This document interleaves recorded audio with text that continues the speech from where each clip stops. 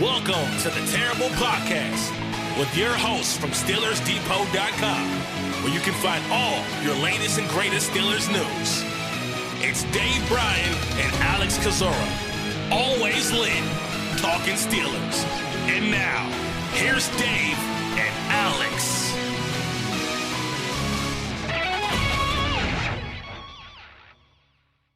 Welcome to the Terrible Podcast, Season 12, Episode 99. He's Dave Bryan. I'm Alex Kozora, SteelersDepot.com. Thanks for being back with us here for this Friday show. And Dave Bryan, we have a lot to talk about today. It's a lot of speculation and projection, and it'll probably be me saying I don't know a lot in this episode, but strap up here, Dave. Yeah, look, put the seatbelt on. This could wind up being a long show, and boy, the one the other day we wound up pretty long as well too. But I think it was. Hopefully, everybody thinks it was well worth it. Spent 90 minutes, I think, with Jonathan Heitritter going over the things at the combine and talking a little bit of draft talk. And at first I was wondering, midway through that show, should we break it up and have Jonathan on Friday to do the defense and all like that? We decided to roll forward with that. I'm glad we did, because the news cycle just does not wait. And especially at this time of year, man, we have been busy on the site. First of all, shout out to everybody who listens not only to this podcast, but visit SteelersDepot.com. Don't know where all the traffic's coming from, but it sure is coming. And we've had a couple of fantastic days, and I imagine the site's going to be super busy here from now until at least the end of this month, because of the start of the new league year beginning on Wednesday at 4:00, and obviously the legal tampering period gets underway on Friday or on Monday. Mm-hmm. And as you mentioned, there's quite a few topics for us to talk about today. But none bigger than what Shaun King had tweeted out, and the days are running together. I believe it was Wednesday, right, Dave? Wednesday for Shaun King, I want to say afternoon. And I don't even have his exact tweet pulled up, but basically intimating that if all goes well, and there's a million layers to this that we'll have to try to wade through, but if all goes well for Watson on Friday, or at the least if criminal charges eventually get dropped at some point in this process, that he'll be soon thereafter headed to the Pittsburgh Steelers. And he went to expand on that report, saying the Steelers are his preferred destination, said there was mutual interest there. He is still currently the only one saying that. Doesn't mean that he's wrong, but he is still the only one saying that. Jerry Dulac quickly after that shot down that report and said the Steelers have no interest in he said signing, but it'd be trading for Deshaun Watson, but point, I guess, all the same. So I don't know where to begin with this one. We've had a lot of conversations, the site guys, in DMs about this. So I'll let you kind of lead this thing however you want to lead this thing. Yeah, and don't forget to credit Aditi Kinkobala for saying that no way this deal happens either. She said that. I didn't even know she said that. She said it in a reply to somebody yesterday on Twitter, if I'm not mistaken there. But look, we get how many times during this time of year, especially now in the trade deadline, do we get questions about, oh, will the Steelers trade for this guy, or will the Steelers sign this guy? And look, we don't usually our answers are pretty kind of terse, I guess. And 98% of the time, we don't think the Steelers will even entertain stuff like this. We don't pay a lot of mind to writing about a lot of, supposed type stuff on the site unless we think there's a level of plausibility to it. And I think that's what this goes back to. Now, first and foremost, before the Shaun King report hit the other night, Wednesday afternoon, I wasn't giving much thought at all to the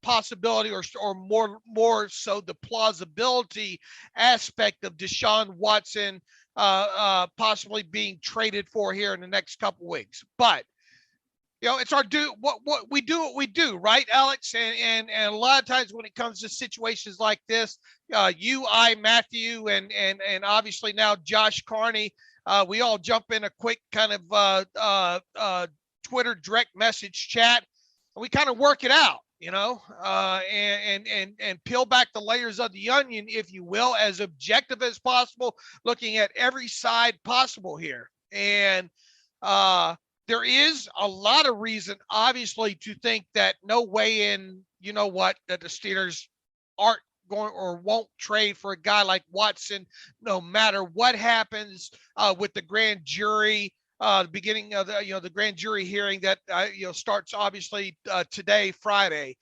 there. But I think when you start peeling these layers back, and look, obviously a lot of what happens here is going to be decided with what happens with whatever happens with this grand jury thing, whether or not criminal charges and to what degree the criminal charges are, whether or not the DA decides to go forward to pursue the criminal aspect of it. Whatever happens at the outcome of that could wind up shutting all of this, all Sure. speculation down, because if the guy's has a good chance of going to jail, in other words, a lot of talk's going to stop right then. Now, Yes. moving forward from that, what if Watson pleads the fifth, which he's expected to do in this, and what happens if the DA, no criminal charges are filed, and what happens if, they just decide to let the civil suits run their course, and then that's it. Shaun King obviously seems to think that at that point, then we could see that's when teams would be comfortable enough to trade for Watson. I 100% agree with that. I think if there is, if he's not charged, if the DA decides not to go forward with criminal charges, the grand jury decides not to do that, then I think you will see Deshaun Watson moved soon. And by soon, I think by Wednesday at 4:00, the start of the new league year there. Adding on to that, then what we need to talk about, and once again, there's a big if in the middle of this thing, and that's that grand jury, what the grand jury decides here Right. Friday or this weekend here. From that point forward is where you need to look, or we need to and have looked at the plausibility aspect of this. And I think the takeaway is, and this is what I think maybe the four of us decided the other night in the DM, was that there is a level of plausibility to this happening, especially Deshaun to the Steelers. And then we had the great Matthew Marksy move forward with that on Thursday, writing a long post on examining all the elements that would lead to, coming up with the summation that it is a plausible aspect to think that Deshaun Watson could be traded to the Steelers. Right. Yeah, there's a lot to unpack here. Obviously, it begins today with a grand jury convening and potentially voting on whether or not, to allow the criminal charges to proceed, for the DA to do that if the DA chooses. That may not happen today. We may not know a decision. I think you had a tweet shared from John McClain who said this thing may. John McClain covers the Texans. This court case and their decision may take several days to decide, and so you may not get an answer today. So that's step one. But if we assume that the criminal aspect is dropped, and even if the civil lawsuits are still on the table, it sounds like that's when teams would jump in, and really a trade would probably materialize fairly quickly. Shaun King believes that destination is Pittsburgh. So I have no doubt that if Deshaun Watson could pick the team that he could go to, that he would pick the Pittsburgh Steelers, like most players who would not want to go to Pittsburgh, because of the stability and the coaching staff and a chance to win and all those things. To me, the big question is, does Pittsburgh have interest? Do they want to, take on the baggage and the criticism, rightfully so, of Deshaun Watson and deal with all that? And that's the big question there that I have a tough time still wrapping my head around. But if Pittsburgh wants Deshaun Watson, and I'm guessing Watson would love to play in Pittsburgh, it's easy to then connect those dots. Yes, it is. And look, regardless of what happens here with the grand jury, right, and criminal charges, and even if Watson was to speak at his hearing, which he's not expected to, on top of it, and even after all that, if the DA decides, if the grand jury decides not to move forward with criminal charges against him, whatever team trades for him, there is still going to be a huge level of baggage, lack of a better word, a strong pushback from a section of the fan base that goes along with that. So there is going to be a firestorm of sorts that comes along with whichever team winds up, if indeed trades for him. Right. There. Not to mention a almost certain NFL suspension of some length. That's what you would think. That's Yes. what you would think. And that's a layer of it. That's an even deeper of the element or layer of this, that how long would a suspension be? Would it be a year? Would it be 4 to 6 games along in there? I don't want to say he would definitely be suspended, but it certainly does seem, with the past precedent, that he would be issued some sort of suspension under the what do they call it? The personal conduct policy. Personal conduct policy there. All right, so that's another layer of this that teams a team probably has to be at least very cognizant of happening if they do acquire him that way. Let's look at several other that of course is the biggest element of this outside of the grand jury decision, right? Is whether or not a team like the Steelers would be willing to take on a possible suspension and the backlash from not only the media, but the fan base and all that would surely go on within the next 12, within, the upcoming season here.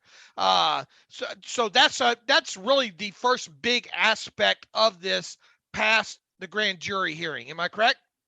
Right. I don't think the suspension would prevent teams from trading for Watson. I think A, they'll know that, and B, this is a long-term play. Watson is hopefully their quarterback of the next 10 years. So I think a 4 to 6 week suspension is not going to prevent a team from being interested in trading for him, but it is a consideration that certainly has to be addressed and said out loud. I think the bigger point would be just the overall baggage and the story and the allegations and accusations that Watson's been accused of that will understandably create the backlash, especially for the Steelers, given what all happened with him and everything like that. Do the Steelers kind of want to go down that road again, willingly?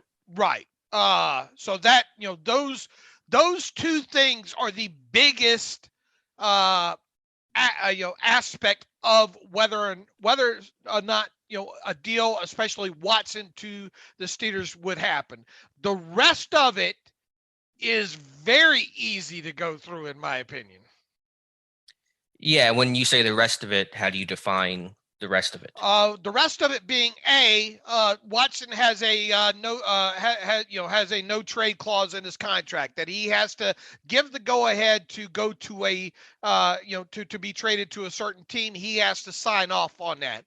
I would think there are very few teams that he would sign off on that for. I'm willing to bet, I don't know for sure, but I'm willing to bet he would sign off on being traded to the Pittsburgh Steelers. Yeah, I think he would. Why would you not want to go to Pittsburgh? Right. Pittsburgh came calling. So I think that part is easy for us to determine, even if we don't know that to be a fact. I think it's pretty easy to say. Right. Obviously, you got Mike Tomlin there. You got now Brian Flores there. And Flores, of course, was with the Dolphins, a team that was willing to, a year ago, potentially trade for Watson had he settled out all of his civil suits and those kind of things there. So it's not hard to imagine Watson saying, look, I would waive my no trade clause to go to the Pittsburgh Steelers. So we got that aspect of it knocked out there. The other aspect of it is whatever team trades for Watson, he is due a $35 million base salary in 2022. I'm going to venture a guess, and you correct me if I'm wrong, that the Texans in no way, shape, or form are going to want to eat any of that salary as part of them getting Deshaun Watson out of Houston. Correct. I know we talked about this in the DMs, and we'll talk about it now. I'm sure the Texans are highly motivated for a variety of reasons to trade Deshaun Watson. For the financial aspect, just the idea of let's end this saga. Let's get our own, cap space cleared up so we can be more aggressive in free agency. Let's get draft capital so we can build one of the worst rosters in football under new head coach Lovie Smith. Well done. Okay. Boy, you sure have come a long way, Alex. $35 million. And look, they're not. Once again, I'm going to venture a guess that as part of whatever deal that might transpire here, the Texans aren't going to say, you know what, we'll eat 17.5 million of that. To get them all gone. They're going to expect whatever team they trade them to take on that full $35 million salary. Correct? Correct. Okay, so assuming that is correct, then whatever team acquires Deshaun Watson would have to initially be able to fit that $35 million number within their 2022 cap number, correct? Right, because even though a team would probably restructure that, they have to initially have the space to take that contract on before they can even restructure it. Is that how the math works? That's exactly right. Okay. The Texans aren't going to restructure that because what happens is they would have to give him a signing bonus to do that, and then they would have more prorated money on the books. Right. So when they trade him, there'd be dead money that would hit the Texans because they're responsible for the signing bonus, the proration of it. Okay. Yeah. Right. And that's the only way you're going to drive this cap number down. They're already on the books for a ton of, 50, a little over 15 million in dead money, I think, as it is, right? Yeah, so they've paid Watson enough money to not play for them. They probably don't want to add more to that. Right. I mean, by trading them alone, they're on the books for $16.2 million by trading them alone. They don't want that number to go any higher there. So, in other words, so whatever team trades for Deshaun Watson here, if indeed he's dealt here soon, they have to be able to accommodate that $35 million cap charge. Now, after they get him in the building and get him his physical and all like that, I'm pretty sure that whichever team does trade for him is going to turn around and say, look, we need to restructure that thing to get this cap number down there. And I think it'd be no different if Pittsburgh was a landing spot. Do the Steelers have enough cap space to accommodate a $35 million cap charge initially? Is the next question. And the immediate answer to that, as we sit here right now recording this podcast, is no. But they're not far from it. There. They are currently, I think, like 28.8 million under the cap. You restructure the contract of Cameron Hayward, and you're basically there. Okay. So the Cam Hayward restructure, once again, it's kind of got a sort of a expiration date to it to some degree because he's doing March 20th roster bonus of $4.5 million. That thing's probably already signed and ready to drop in the bucket, if you know what I mean, when it comes to Cameron Hayward there. So another big obstacle, once again, is a team that trades for Deshaun Watson has to be able to afford that $35 million. The Steelers can be one of those teams to do that. Would you agree? Yes. Okay, so that's another big aspect of this. And when you look around at some of the other teams around the NFL and their cap situations and all, and then you look at also whether or not they need a franchise quarterback, whether or not they have the draft capital, whether or not Deshaun Watson would be willing to waive his no trade clause to go to a certain team. I think realistically, Alex, you get a list of 3 teams personally, maybe 4. If you want to include the Tampa Bay Buccaneers. But I have the 3 teams as being the Seattle Seahawks, the Pittsburgh Steelers, and the Carolina Panthers. Okay, those are the teams. Now, look, if Carolina is going to be one of those teams, and there are reports out there from a year ago that Watson would not waive his no trade clause to go to Carolina. Has anything changed since then? We don't know. It's impossible to answer that aspect of it. And there were conflicting reports if he even refused to waive it. I've read some stuff that said he was somewhat open to it, but really wanted to go to Miami instead, or Denver, and so there were some conflicting reports out there that I had read. Okay, so that's why I think that still, and with that being a gray area, we should at least leave it open as them being a potential landing spot. Yeah. That's the one team we know are like super interested in trading for Deshaun Watson. They've been there every step of the way, essentially. And I know that owner David Tepper wants them to make this move and make this big splash. Okay, now here's the problem with them as they sit here today. I believe they are 26, around 26.5 million under the cap as well too. They just restructured Shaq Thompson.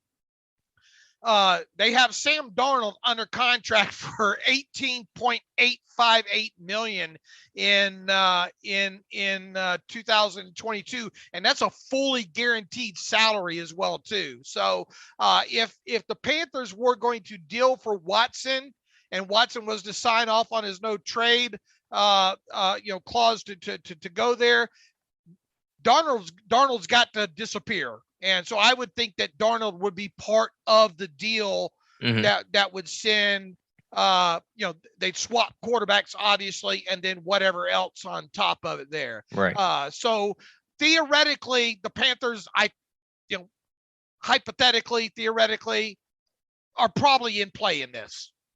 Yes. Again, the reporting, at least from most national media members, indicate that the Panthers are the one team, basically currently the only team universally agreed to be in on Deshaun Watson. All right. And the Seattle Seahawks now, obviously, after trading away Russell Wilson and getting all those draft picks and being, I don't know, 50 million under the cap right now.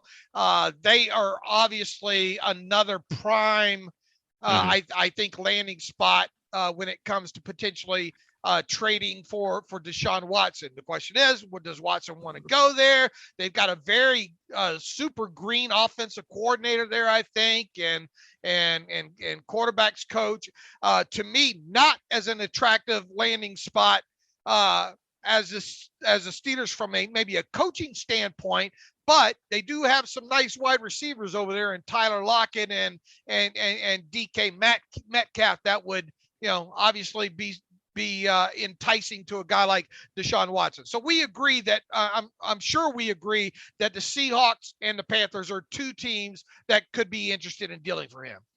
Yes, and there are reportedly others who may be in the mix, but I think those are the three that really make the most amount of sense, both financially and just kind of what they're looking for, and of course needing a quarterback in the first place. Right. And, throw in maybe the Tampa Bay Buccaneers in there, but they would have a lot of work to do, cap wise, to be able to afford stuff like that. And, I know there's reports out there that as many as like 10 teams, yeah, but that seems high. I'm not buying that element of it either there. So, what other layers are there to, I guess compensation would be the next big element to get past. So here's where we're at, listeners. We're at the point that the grand jury decision is paramount in this. Am I correct, Alex? Yes, and that's why today's an important day. And even in Shaun King's tweet, he said that all has to go well legally, and there is no guarantee we get that answer today. I know that I think Matthew wrote an article saying that from PFT, there's a sense that Watson, the charges criminally will be dropped against him, but no one really knows. And so this thing drags on. Certainly, if the courts do proceed, the DA is able to proceed on criminal charges, then Pittsburgh and probably no other team is touching Deshaun Watson. Okay. And then the second key element to this is whether or not the Steelers want to. That's the biggest question. It's the ultimate question. Right. Want to take this on. Right. And there's no way for us to answer that. Right. I don't know. Like I said, top of the show, I'll be saying I don't know quite a bit today. My guess is I'm going to say no to that just based on the Rooneys. And I know what they went through with Ben, but also they tried to trade Ben and apparently got pretty close a couple times with San Francisco. So do they want to go down that again with Watson to be the new face of the franchise right after Ben retires? give the talents for Watson's unbelievable, and obviously he's a franchise quarterback and all those things. If I had to guess, though, and it's just a guess, I would say no. The Rooney's was ultimately not. Art Rooney would not sign off on that. Right, and that's probably where a lot of this pushback's probably coming, or that is the biggest pushback I think that you're seeing from beat writers and major media and even fans is no way the Steelers would want to take any of this on. The only way I could fathom them doing it is if, Colbert and Rooney and Tomlin and Flores all got together and say, look, we can make this work. But still Art Rooney's the one that would have to sign off on the totality of it. Yeah, Colbert's leaving. Colbert does not get to say we can make this work, which is another element, new GM coming in potentially. Right, but Colbert has also said he'd like to leave this team with a franchise quarterback too, right? I mean, sure, but again, Rooney is the decider. He gets the right. thumbs up or thumbs down on Watson. He is the sole decider here. Even if Tomlin and Colbert want him and Rooney says no, then it's not happening.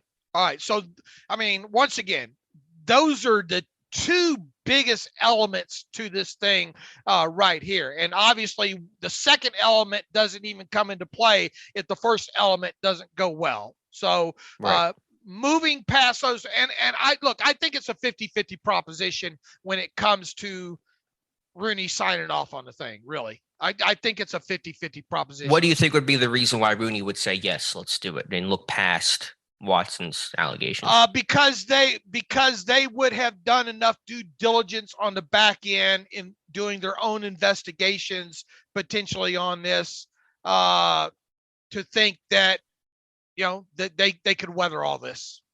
Okay, that's fair.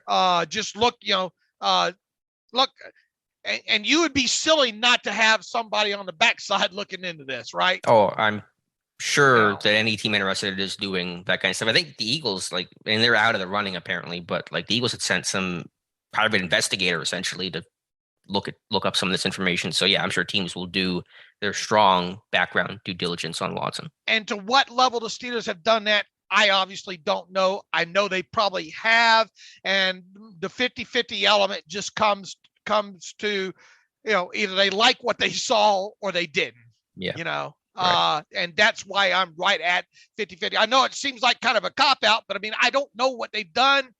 I don't know what they've done behind the curtains, as far as research that. But if they got favorable, if the investigation was favorable on the Steelers end, a deeper investigation on the Steelers end, and if Mike Tomlin and Flores said, look, we can make this work, we can get past this, he'll come out of this an even better person, yada, yada, then that's when I can see Art Rooney signing off on this. Right. The difficulty for the Steelers or for any franchise is that first 6 to 12 months of weathering the storm of the criticism, and it'd be probably rightfully deserved. And whenever you trade for this guy in his first press conference, there will not be one question about him being the quarterback at the Pittsburgh Steelers running team. It's all about, obviously, the allegations in the past and all those things. And that is a tough place to start for a quarterback. Now, again, this would be a long-term play, and 3 to 4 to 5 years from now, probably no one's really talking about, what's happened. Well, they talked about Ben stuff all the way up to the day he retired. Sure, but it's obviously not a focal point. It's not in the spotlight the way that it would be in present day. Okay, but it's not going to be unique just to the Steelers, because whichever team trades for them. All right, now because of all that's going to come to a team, I do believe. Are we okay to move to the potential compensation part element of this now? Yeah, I mean, again, the ultimate question to me is, does Pittsburgh want him? And I believe if Pittsburgh truly wants him and Rooney signs off, then Deshaun Watson probably becomes a Pittsburgh Steeler, because I think he would love to go to Pittsburgh, and the stars would align. But the question is just, how much do you trust that Shaun King report? And while I'm guessing sources is a fruitless endeavor, I'm getting the feel that King's information is coming from Watson's camp. Now, who that could be, I have no earthly idea, but I don't think it's coming from Pittsburgh. Yeah, let's look at him real quick, Shaun King. what does he have to gain by any for those that don't know, he's out here in Vegas, and even I talk about South Point all the time. They had that the betting show, what's the name of I don't know what the name of this betting show is. I'm trying to remember. Let me look up the Viz line or something. Is that the name of it? Hold on a minute here. I'll get it here. But anyway, he's out here in Vegas and part of a show. Where's his what's his Twitter handle? Real Shaun King, or I also don't know. I can look it up here. Real Shaun King. Yeah. VSIN Live is the name of kind of the network, and it's a sports betting network, 24/7 sports betting news. They do a lot of shows, and they have this booth in the middle of South Point Casino, a radio booth, and you can sit there from the outside. It's all glassed and closed, and watch. Brett Mutzberger has a show in there, and he's part of this, kind of the betting network that runs on air out of there. So other than bringing some quick one-hit attention to maybe that gambling show, Shaun King, who, by the way, is a former NFL quarterback, has spent time, I think, in the coaching intern program in the NFL, and now more of an analyst and that kind of thing there. I don't feel Shaun King was thinking, well, I'm gonna get the clickbait out of this one, and gonna be rich. I tell you, rich. I don't know what there is for him to gain to come out with a kind of a report out of the blue like this. Well, I don't think he's lying. I don't think he's making it up. I truly believe somebody told him that information, which is what he said. Somebody emailed and texted him and told him this. But the question is that source accurate? Yeah, I mean, that we don't know. And again, there is no one. And I'm sure every reporter is trying to dig into every piece of this Watson situation to try to find out what's going on with it. That I'm sure other reporters have at least asked around, and there's been no confirmation. That doesn't guarantee that King is false, but there has been no confirmation of that report yet. All right. So, if he didn't have the blue check mark and he wasn't kind of, and look, he spent time in Tampa when Mike Tomlin was there, and he's pretty connected to certain elements still, different sources in the NFL, I'm sure, to some degree there. So anyway, moving past that now. And look, I know we've done a lot of moving past, but the first two things are obviously key there. But past that now, and past Rooney signing off on this thing, here's another element to this.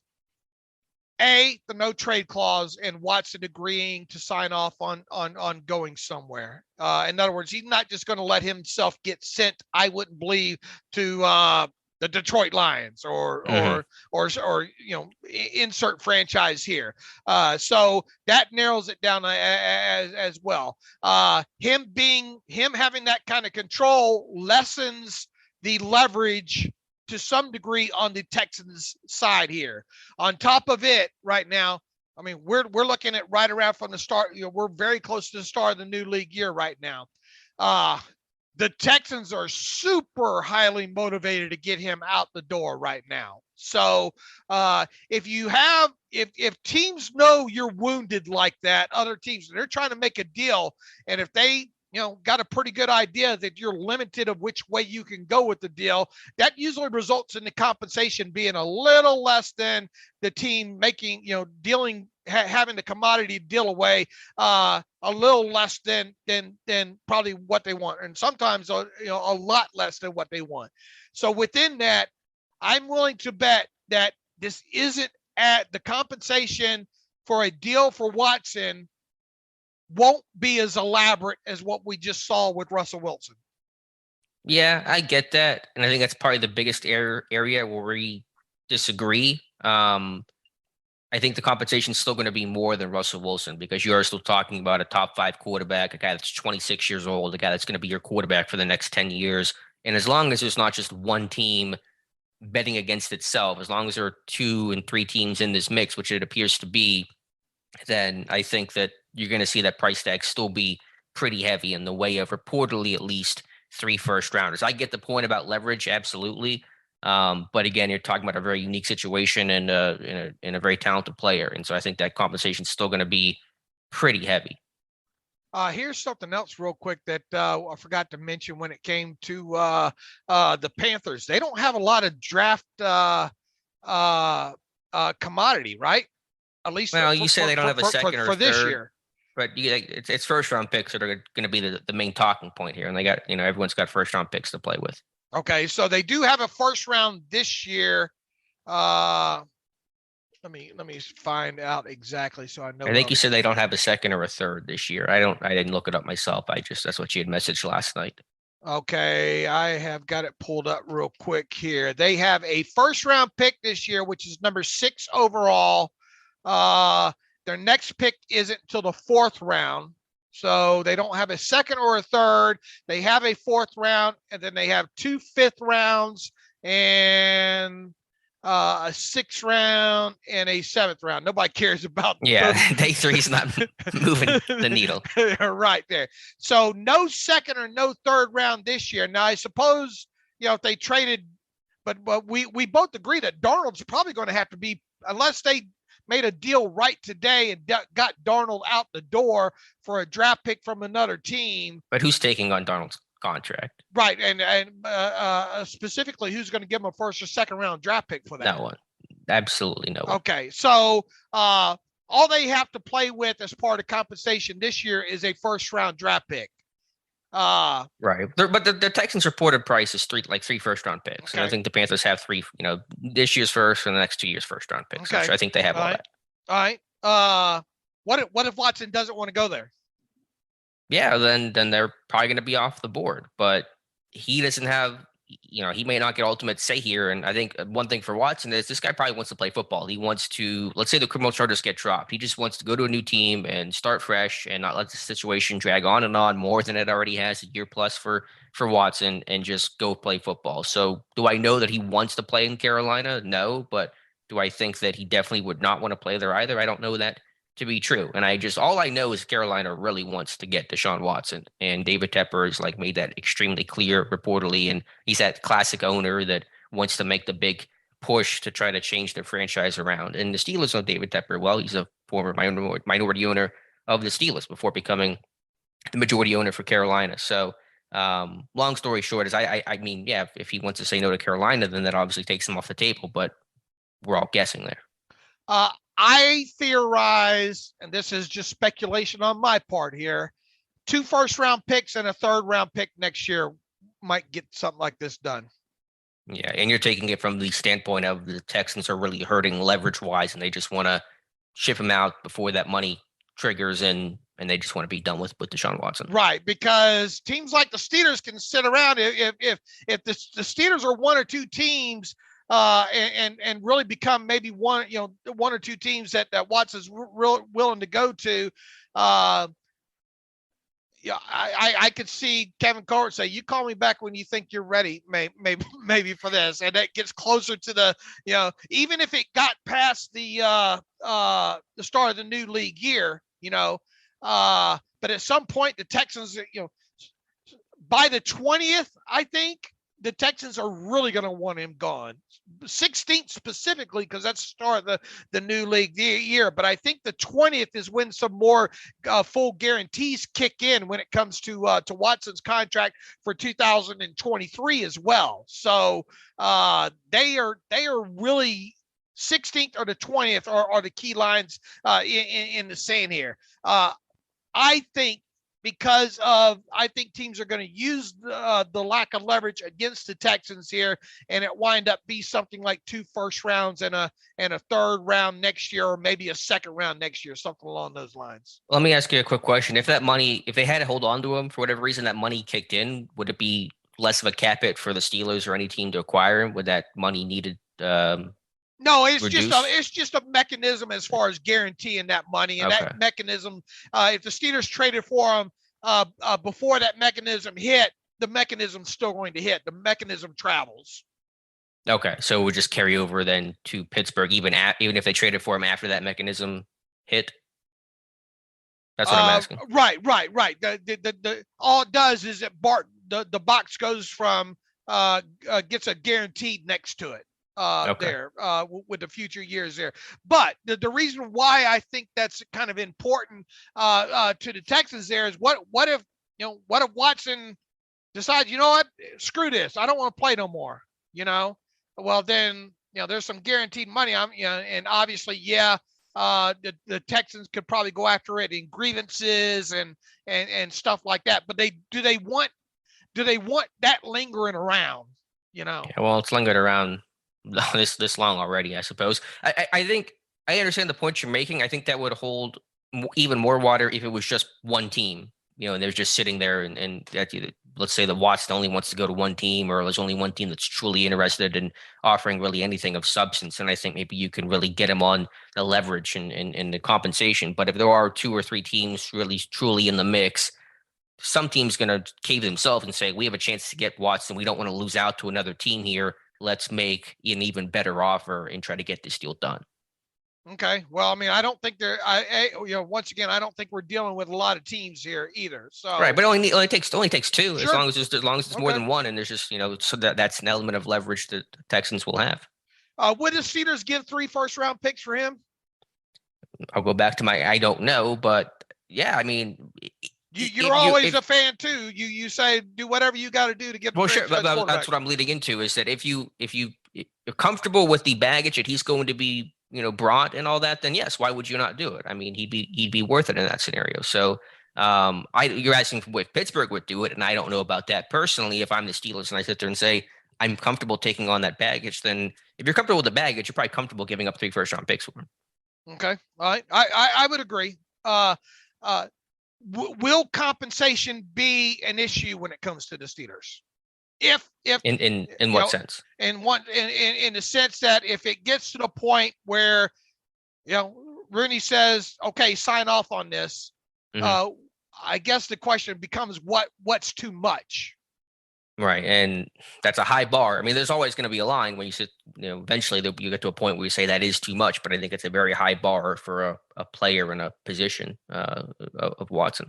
What if it gets to this point where, it comes out, Watson can drive this thing though. That's the element of this that that I don't think a lot of people think about. If Watson even gets the sense that the Steelers are signing off on going after him, he could just sit there and say, the only team I'm going to let you trade me to is the Steelers.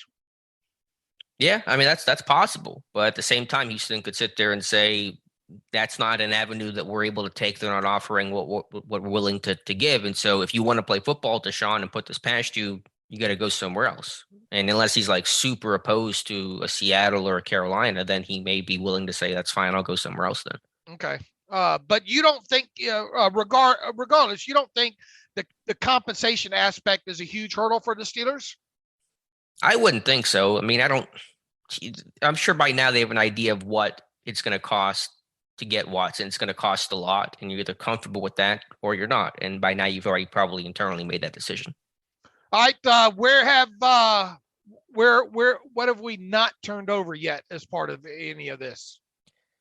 I think most of it, and I will say to your last question about would they be comfortable with the conversation, if hypothetically like Rooney was like, go get this guy, then the compensation, you're fine with whatever, because Rooney's told you to go get this guy. And as you said, Colbert would love to have a franchise quarterback. And so I don't really see it being an issue, but it's a question of what is the compensation. And I get your point about the leverage aspect, but it is hard for me to see Watson go for less than what Russell Wilson just fetched, and Wilson's almost 10 years older than Watson. And I understand the leverage and the baggage and all that, but it's just hard seeing Watson go for less. And look, you could see a deal that might include players in it too, right? I mean, right. And King seemed to intimate as much. Right. And who do the Steelers have that could be part of such a deal that the Texans would want? Yeah, I mean, that's harder to figure out in the DMs, and I was just spitballing here, and I might kind of modify this in my head a little bit right now, but my thought was essentially like 3 first-round picks plus maybe like next year's third plus an Alex Highsmith, maybe you throw in a Kendrick Green because Lovey coached him at Illinois for Deshaun Watson, and like next year's fourth or something like that. That is a very loose thing in my mind about like what trade terms could hypothetically look like. Okay. What other elements of there are to talk about here? A lot of it's now just waiting and just seeing what happens today with the grand jury and go from there. I agree that if the criminal charges are dropped, a trade will happen pretty quickly because of the deadlines. Let's assume these criminal charges are dropped today or tomorrow or Monday. Things will go and get put in motion pretty quickly, regardless of whether Pittsburgh's in or not. All right. If once you get past the grand jury stuff, if the Steelers get the sign off from Art Rooney to go after Watson, true or false? Watson will be a Steeler. True. I agree. True.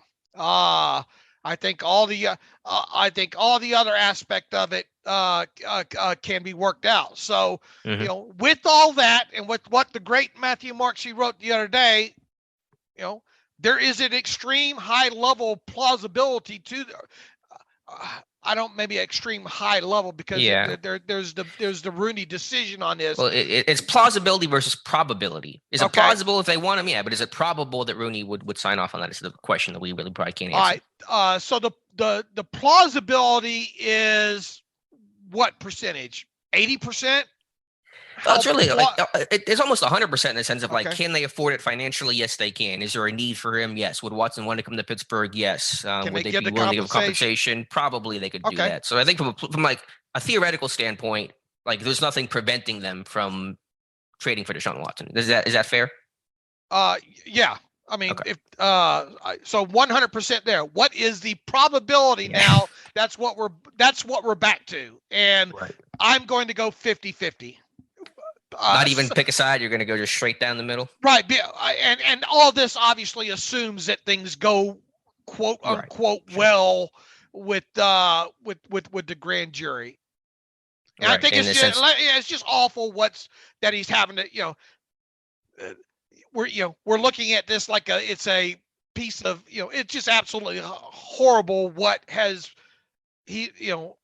led to this, being in the grand jury there. So I don't want to just brush that under the table there. I mean, these are very obviously serious accusations and all like that. So I just don't want to brush that on, That's a good point. The human element outside of this. But assuming that the grand jury decides no criminal charges to be filed here, then I'm going to give it I will go 51-49.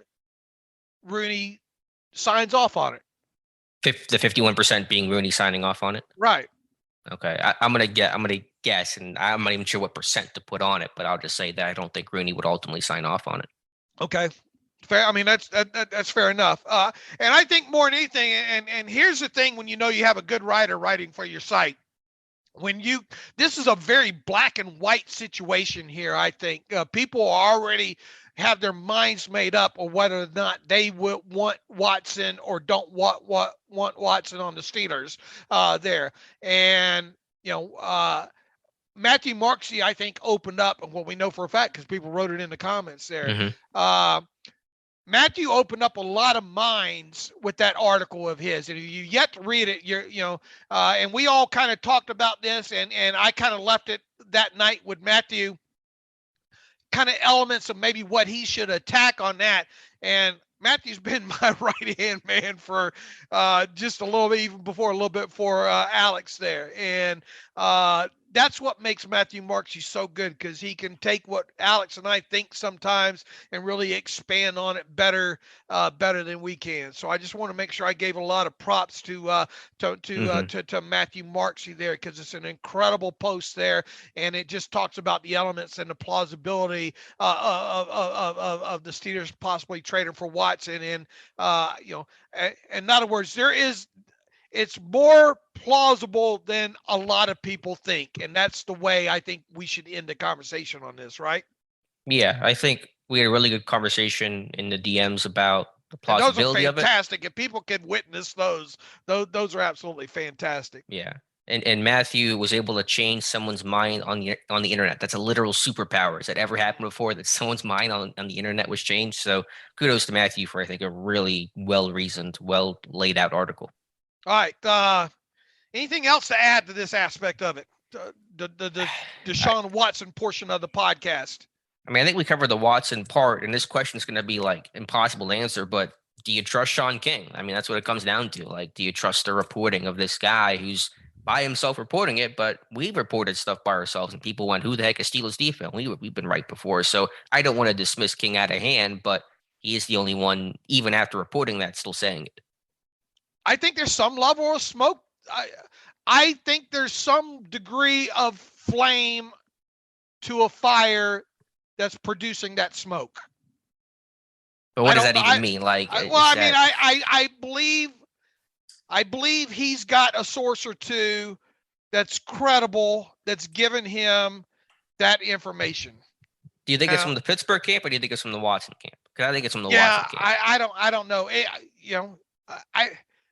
If I spent a day on the internet, I could probably drill it down and find a connection between King and Watson, or obviously the connection to the Steelers would be back to Mike Tomlin. I would maybe go with you. I would think maybe this is coming out of Watson's camp. Because you just tweeted something today that King had said.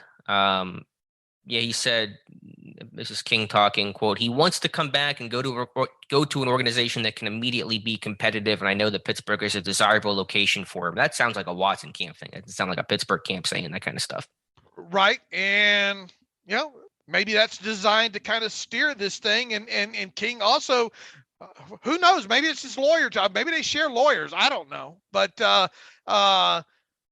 King seems to think that things are going to go favorable for Watson with his grand jury hearing as well too. So we'll see.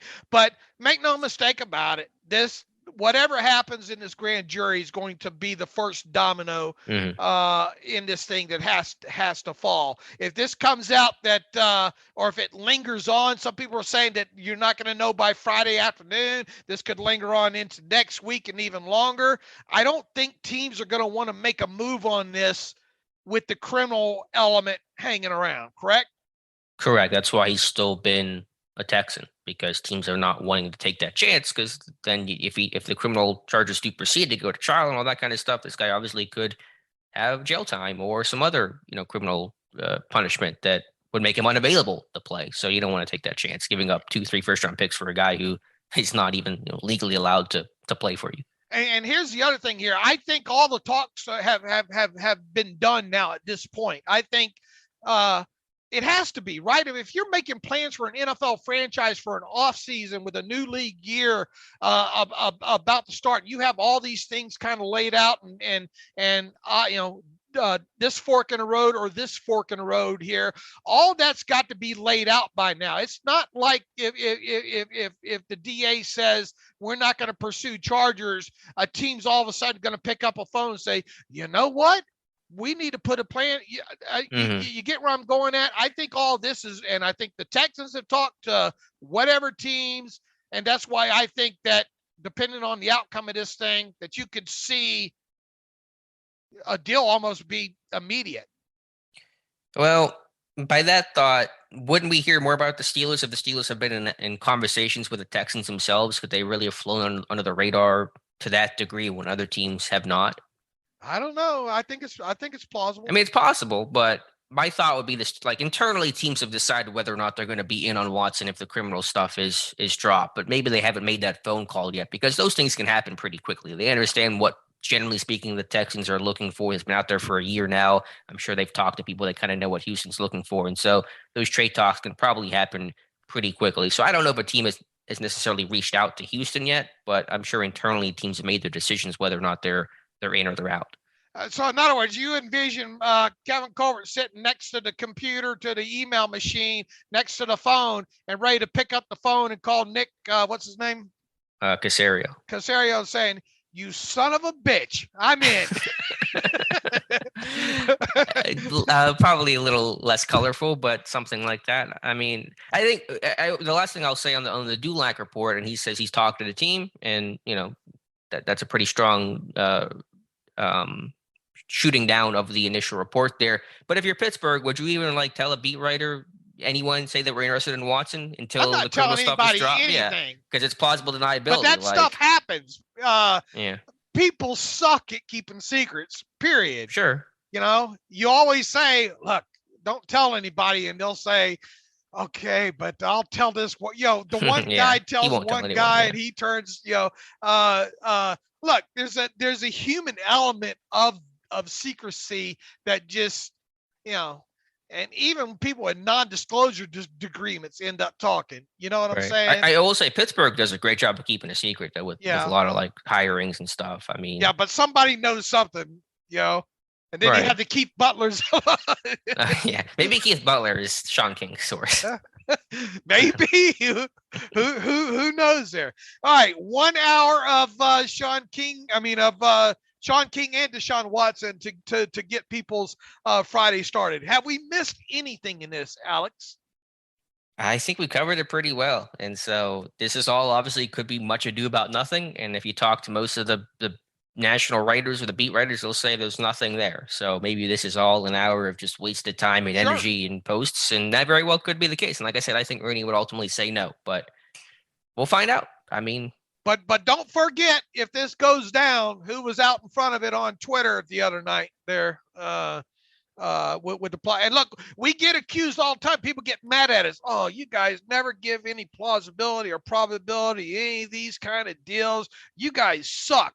And then we turn around and do what we did when it comes to the potential of this happening. People say, oh, you guys got to stop that. There's no way that this happens. So we're damned if we do it, we're damned if we don't. Alex and I are not going to dedicate an hour to a topic such as this, unless we thought there was some degree of plausibility / probability in this. It's not who we are. We're not after the clicks to write about every free agent coming down the pike and say the Steelers need to lob off a call to this guy and that guy. It's not how we work, right? So the fact that we're talking about it, I think, is pretty significant.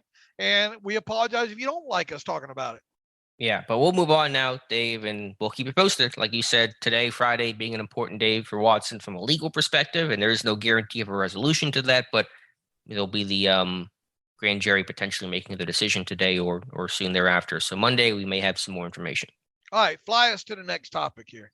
All right, let's talk about the Steelers. How's the dating apps coming? Oh, let's talk about the Steelers instead. Are you Dave. in a singles club? Or are you in a singles group or anything? Can we not do this? Why is that your pivot? Let's talk about Deshaun Watson. All right. Speaking of speculation, I guess we'll just kind of jump into the speculation. If the Steelers do not trade for Deshaun Watson, they are signing everybody, apparently, is how this offseason is going. Reports from Andrew Filipponi, the Steelers are interested in Carlton Davis, the Tampa Bay Buccaneers cornerback, Jordan Whitehead. Filipponi saying the Steelers are interested and make an effort to re-sign strong safety Terrell Edmunds. Failing that, they will look towards Jordan Whitehead. And also, in this one, I struggle with even calling it a report, but Aditi Kinkobala from NFL Network saying that there is potentially some interest in Seahawks linebacker, or former Seahawks linebacker Bobby Wagner. That was also reported by Jordan Schultz. That Whoever one I the have hell a tough that time is. believing. That is the son of Howard Schultz, the CEO, founder of Starbucks. If you wanted some random information there, that's probably not relevant to anything. But yeah, Wagner, Davis, Whitehead, the names kicked around yesterday on Twitter. All right, I tried my best to pin Aditi down, did I not? Yeah, I mean, I listened to her initial hit on NFL Network, and it never seemed like there was actually like a report that the Steelers were interested in Bobby Wagner. It was kind of more like Aditi saying the Steelers should sign Bobby Wagner. Like that kind of felt like what it was coming from. Right, but the way it's titled and all being thrown around a lot. Bobby Wagner is a name that's being thrown around a lot, and talking in context with it being the whole TV segment was with her and Brian Baldinger talking about the Steelers. So a crafty way of kind of framing that, get people to come. Why, she gave me a lot of word salad, big words that I have to look up on the internet and all, for definite. She even used one of those big words that I had to Google as part of writing the story and transcribing what she said. What word was it? I don't remember. Let me find it here real quick. At least you learned something. I mean, there's something to come out of that. Yeah, but I end up, look, I don't. If I used a big word like that, walk down and use that in an everyday conversation with my wife, I mean, she would think I'm going to get your award of the day calendar. That'll be good for you. Yeah, but That's I'm not. Look, I'm from the South, man. I use a lot of I stopped at about 7th grade. As far as the English aspect, fe comply. I'm even can't even pronounce it. Well, never mind. Let me direct message you. I may not know how to pronounce it. I'm not that smart of a person. There you go. So. Pronounce that. Oh, yeah. Fate to comply. I don't even know how to pronounce it either. So. And you graduated from college. Yeah, but public school. It was not a high school. I went to private school. I know what the word means, but what? Yeah. Is that what they do? They use big words because it makes them sound that much smarter, or what? I don't know. But to the point about Wagner, I mean, there's going to be a lot of interest in Wagner. Obviously, Pittsburgh may have some, due diligence, cursory interest, or there's a need there, but I don't see it happening. Look, he's a fine linebacker. He's not young. I was gonna say not a young man. 32. 32. And Mike Tomlin last year, ahead of the game against Seattle, spoke glowingly about Bobby Wagner. But Mike Tomlin does that, every week, so it's hard to kind of read too much into that. You would think it would be at least a couple year deal on top of it. I think he's going to have a market out there, and plus on top of it, I think it's easier to draw a line from him to the Dallas Cowboys with the former Seahawks defensive coordinator there than it is to the Steelers. So I would be surprised if the Steelers signed Bobby Wagner, and I think you would be as well.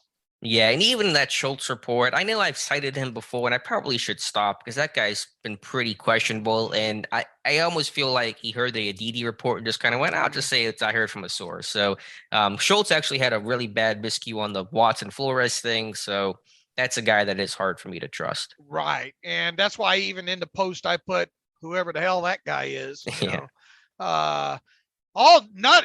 The way all this is framed, Will Graves would never do any of that, would he? I'm making a point to try to get Will Graves mentioned in a post or a podcast every day. I can tell for sure. You know what? All right. Go ahead. All right. Let's talk about Carlton Davis and Jordan Whitehead. I think more realistic options. Whitehead's a name that's I think been connected to Pittsburgh for a little bit now. On paper, makes a lot of sense. He's a Pitt native, born Aliquippa, went to Central Valley High School. A similar style as Edmunds. He's not as big or built as Terrell Edmunds is, but a downhill, strong safety, physical dude. And so if they lost Edmunds for whatever reason, I think that certainly tracks. I mean, is it Whitehead's the prize free agent safety now? Is he not? Sort of. Not 100% sure what the other safeties look like. I'm not even sure what the money would be. I think it would be more than what Edmunds would get. I think it's going to be more cost more for Whitehead. Let's look at the safety. Tyrann Mathieu, I think, is going to be an unrestricted free agent, but he's 30 now, right? Yeah. What's happening with Marcus May? Marcus May, yeah, he's going to be unrestricted. Devin McCourty's 35 though, and has a voidable year. Marcus Williams with the Saints. Matthew's still going to get paid while being 30. Pittsburgh, that may be an issue, but generally speaking, like he'll get paid right. well. So there's going to be quite a few safeties I think hit the market now. We know Jesse Bates isn't. He got franchise tagged. I think Tony Jefferson's re-signed, even though he's 30 now. And but when you look specifically at a guy like Whitehead coming off of his first contract and not being a bad player and all like that, he's gonna jump, I think, up to the top of the market there. So whatever that market is it 7, 8, 9 million a year? Could be, right? Yeah, the safety market has typically been more depressed than other positions, and then also obviously he wants to get paid and money talks, but there is the come home nature that may compel him to take slightly less to come back to Pittsburgh. All right, here's the thing. When it comes to the Steelers and the safety, either they're going to sign Edmunds or they're more than likely going to go out and get a free agent, because expecting to go through the draft and then have that player come in and be a first-year contributor just seems very, very unlikely. Even though they could still address the position, Mm.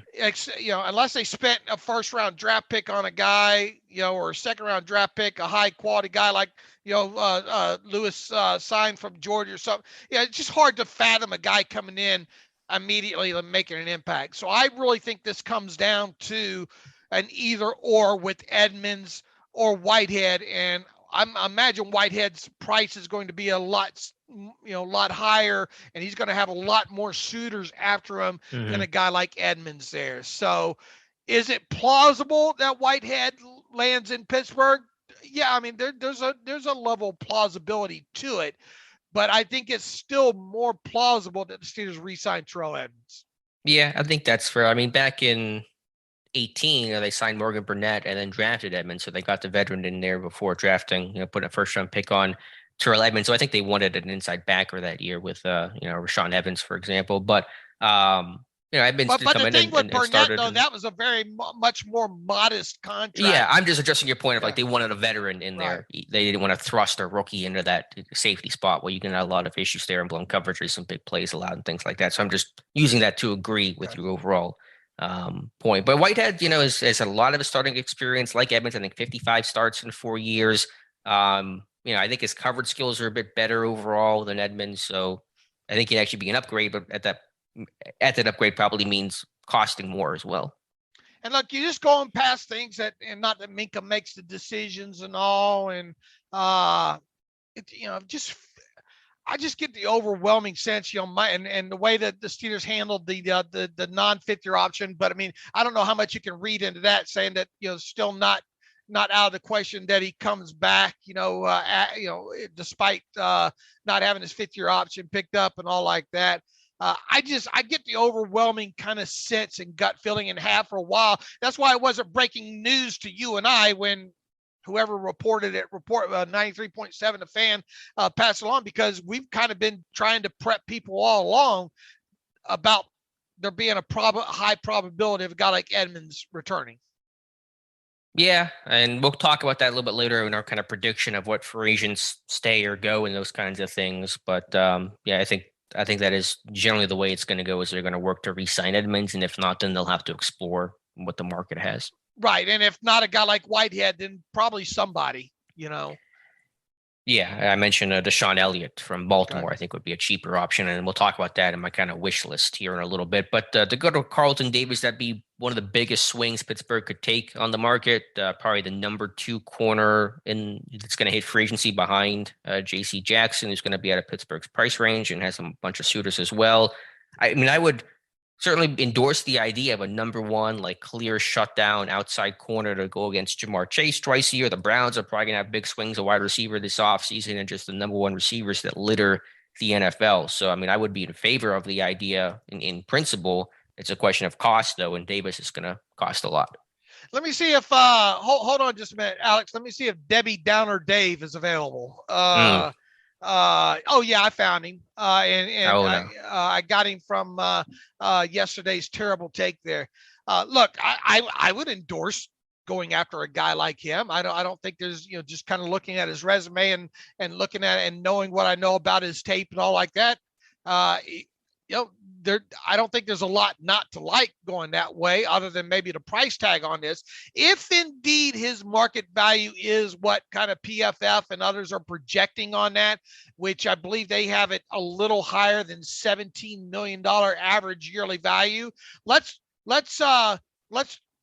ding him $500,000 real quick there, and let's get him down to $16.75 million. Okay, Alex, right around in there. Let's say that's his market value in free agency here. Okay. You want to talk about a shock if the Steelers go out and sign a guy like that? I mean, heading into free agency this year, and look, every year, obviously the cap goes up, and then this number is going to probably go up and all like that on top of it there. Joe Hayden has been the most expensive street free agent the Steelers have had, obviously in the Kevin Colbert era, right? The average of $9 million per season as a street free agent back in 2017, was it right? Yeah.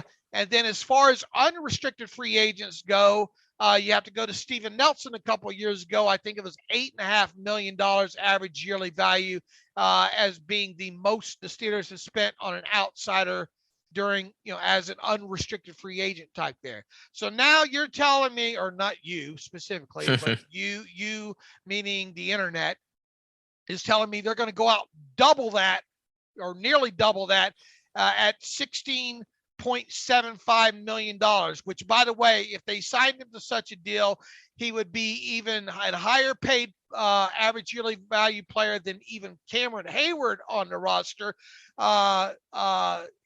He would automatically become, barring any other deals, the second highest paid player on the Steelers behind only TJ Watt. Right. Well, Minka would probably surpass him by summer's end. At some point, right. Yeah. But at least initially, sure, I understand. there. So I'm having a hard time buying that the Steelers would go that direction. Just to play devil's advocate to your Debbie Downer, I mean, they have more money and they can be more aggressive about it. And if you could just kind of look at the way the AFC North is built, you better stop the run. You better have a shutdown corner to handle some of these number one receivers. And that kind of gives yourself the best chance to compete in the North, which is going to be ultra competitive for the next 5-10 years, probably. So, I mean, I could see that based off of that, but you're right. It certainly would be out of step, but Pittsburgh's in a whole new world. So maybe the rules are different. I mean, look, you could obviously get out of this with a very manageable first-year cap hit on a guy and paying him $16.75 million average yearly value because, if indeed that's what it costs to get him, I would imagine it'd take, I don't know, 22. Oh, by the way, how did I do on that Mike Williams contract? Pretty good. Yeah, not bad, huh? Almost nailed it. For Carlton Davis, it would take, I'm guessing, first year money of around, because of free agency and stuff like that. I don't know, $23-24 million in the first year. So how much of that, let's say it's a 5-year deal, I would imagine there. Let's say you had to give them a $20 million signing bonus as part of that. So that's $4 million proration. You give them another, but you're talking about an $7, $8, $9 million cap charge, depending on how you want to structure it. 2022 cap charge on him. So, from that aspect, obviously the Steelers could do it, there. I just don't think they're going to upset the apple cart when it comes to the hierarchy and all like that. And look, we would definitely write an article about it because it would be a monumental kind of free agent signing, unrestricted free agent signing when it comes to the Steelers because of them going out there and coming away and making a player the second highest paid player technically under contract with him. Right. So, I mean, is it likely to happen? No, you could say that about any, prized free agent the way Davis will be. There'll be a lot of competition, a lot of suitors for him, I'm sure. So, we'll see, but that is the report. Now, if you could get him around 12 or 13 million, 14 million, then that becomes a different ball of wax then. But I have a funny feeling that his market value is going to be higher than that. Yeah, I think so as well. Probably the second highest paid corner, if I had to guess, behind J.C. Jackson. Okay. All right, Dave, were there any other reports that I might have missed about players and rumors and all that fun stuff? It's just fun to have these conversations, though. That's my terrible take today. Like, it's just fun to kind of be in this party. There was Ian Rappaport with talking about Fletcher Cox and possibility of him being traded. Now, didn't we write up something last year at the trade deadline that the Steelers maybe lobbed off a phone call to check in and to all that? Look, here's the issue with that. If the Eagles were to trade him right now, they would incur a $40 million dead money cap hit on him. That would put them even way over, like $23-24 million over the cap by trading him right now. It makes I know. Yeah, well, why would they even trade him? They're just hurting themselves. Right. Now, if you want to get to past June 1st, it makes a lot more sense to trade him past June 1st. So if they were going to trade him, it's a lot more likely, I think, that they trade him after June 1st. And would the Steelers still be in a market for him at that time? Well, come jingle or chain at that point. So I will be it would take one hell of a package for the Eagles to take a $40 million dead money charge, I believe. So I don't know why people don't look into this stuff more, but that's the facts when it comes to that. All right. So probably nothing happening with Fletcher Cox to Pittsburgh soon is what you're saying. All right. Yep. Okay. All right, Dave. Let's go through my free agent wish lists now. Then we'll kind of talk about our predictions after that. The last 2 days, I've had my articles on wish lists for free agents on offense and defense, and everyone loved it. No one said I was wrong. No, I'm kidding. Most people didn't like my suggestions, especially at quarterback, which is the one people took most umbrage with. My quarterback wish list here. And I made reference to this on the podcast before, so it's not brand new. And again, I understand no free agent quarterback is leading you to a Super Bowl. There is no savior. If you're going to find your guy, it's going to be through the draft, yada, yada. But if you had me choose my favorite quarterback, I think the best quarterback to sign for Pittsburgh, I think it's Teddy Bridgewater from Denver. And I know people will, poo-poo the idea about lack of upside and big playability and things like that. But the way that I see it is if you have a chance to compete in your overall plan of how you're going to win in 2022 for Pittsburgh is good run game, strong defense, your quarterback managing the game, not losing you the game, taking care of the football, being efficient. And Teddy is all those things. He's a good leader. He's experienced. He could be a good mentor to a potential rookie that you would draft. He has pushed the ball downfield a bit more than what I think some people think. And he takes care of the football, completes it at a high level as well. And I think, he'll cost, I don't know, $8 to $10 to $12 million on a 1 or 2 year type of contract. So that's why I went with Teddy. I also mentioned Brissett for the fit in Canada, and the staff knows him and stuff like that, and Marcus Mariota for a more mobile type of option. So those are my list of quarterbacks I think at least fit the Steelers. Fair enough. And those are names that we've discussed quite a bit, over the months, and even kind of dating back to last offseason there. So I definitely understand why you went the way you did with those. And I stand by the fact that if they want to absolutely win now, which free agent quarterback probably gives them the best chance to do that, and in the process push the football down the field, which has got to be kind of part of this, I would think Jameis Winston. I'm not a huge Jameis fan overall. I just think of all the ones out there, because you're going to get the mistakes with him. You're going to get some of the silliness that goes along with him as well, too. But if you really want to make a concerted effort to push the football down the field and win some games, and you got a strong defense to go along with it, I think that would be the guy. But how expensive is he going to be? Well, I don't think cost is going to be an issue. I mean, he'll cost something, but coming off of the injury, I mean, there'll be a market. I also honestly believe he will re-sign with the Saints. I think all the Saints beat guys are saying he's going back there, but I would still include him on that list if I really wanted to sign Winston. He's just going to lose you a lot of games. He's streaky. He's a more talented quarterback than Teddy. He's got a bigger arm. He's going to make more big plays. I don't deny that for a second, but he's too streaky. I'm still worried about the turnovers. I know they were cut down last year, but is that just a 1 year thing? It's hard to say for sure. Plus the health aspect. And his ACL recovery seemed to be going pretty well, but is going to be available for offseason workouts. Will be ready for training camp. Is he going to have a chance to learn this offense and get reps, or is he going to come in late and cold? And that's a difficult spot to be in. So for those reasons, to go Shark Tank on you, I was out on Jameis Winston. All right. Look, I mean, I once again, I understand why you went with those three quarterbacks. Carry on. I had many people tell me that they were glad I am not the GM. Well, that I'm not the GM. It was multiple people told me, I'm glad you're not the GM with the "your" misspelled. So I felt good about that. That was anyway. I know people will not like that, but my thought is coaches hate more than anything turnovers. And Winston, even from a fumbling standpoint, he fumbles the ball a lot as well. And so just the number one thing coaches will hate is turning the football over. And Winston, to me, just does it too often. All right, hit these wide receivers. Hit that horn, babe. Hit that horn, babe. A little Mike Tomlin camp action. There you go.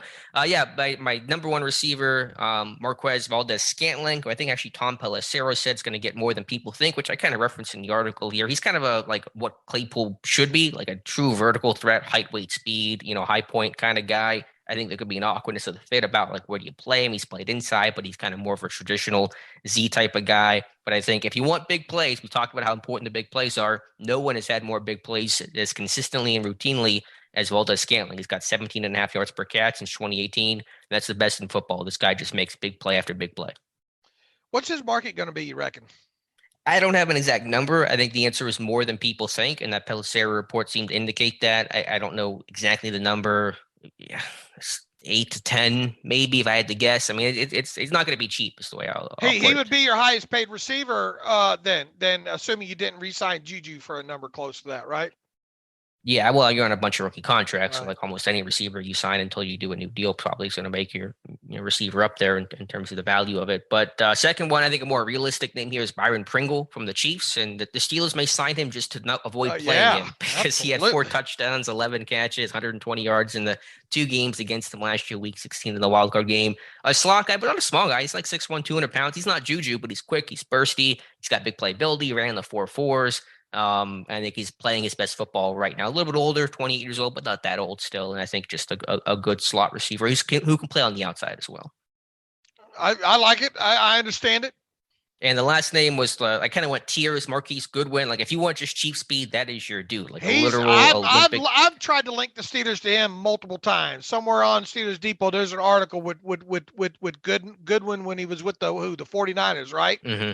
Yeah. And that's always kind of made sense to me to some degree, but it just never has happened there. So, and look, he ought to be cheap still, and he gives you a return aspect too, right? So doesn't he do kickoff returns, right? I don't know if he did a lot of. Let me check here. I don't know if I even looked into. I probably looked at that, but I'd be signing him to kind of play like the James Washington. Sure. Role 400, 500 snaps, and if you still want, Claypool to be your guy, then he's still going to play the majority of snaps. And he has done punt and kickoff returns, but it's been a while ago. Back when he was 2013. Yeah, he really hasn't done that, which is kind of surprising that he hasn't. Right. But yeah, I mean, since 2016, he's got 140 receptions. 9 of them have gone for 50-plus yards. That's tied for 11th most. That's tied with Cooper Kupp, Devontae Adams, Julio Jones, and it only has 140 catches. And so, like, he is a big play machine. He's averaged 45 yards per touchdown since 2016. Like, that is a cheap speed kind of guy. Not going to offer a lot of special teams, but Washington didn't either. And so he'd be like a number 4 receiver that would kind of rotate and play, 15 snaps a game and just be a clear out guy. So that makes a lot of sense. And he'd be cheap too. Yeah, should be $2 million.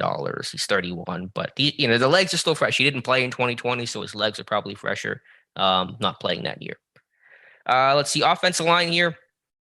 I'll be honest, Dave. Trying to find an offensive tackle was hard. Like I think I would just draft a tackle, and I think maybe they re-signed a core for it partly because of this. I mean, I mentioned Andrew Wiley from the Chiefs as well. Played right tackle, has played some guard before. I think a strong dude. His technique's got some work, but held his own against T.J. Watt the 2 games this year. So that was kind of like the only tackle I thought that really fit. I mean, there's Trent Brown, but he's going to cost a lot. He hasn't stayed healthy. Do you want to pay a guy a bunch of money and him potentially not play for you? That's not a great proposition. So I mentioned Julian Davenport as well as kind of a flyer, just a project kind of dart throw, but not a lot of names, a tackle I got real excited about.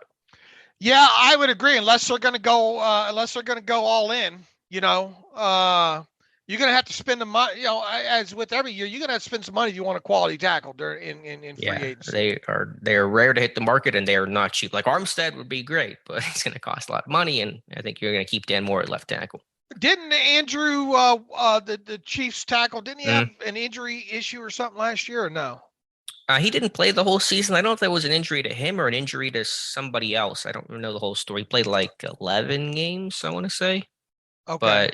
But he was active. I thought maybe he had some sort just was on the injury report or something is all I saw. Something I don't remember about specifics on that there.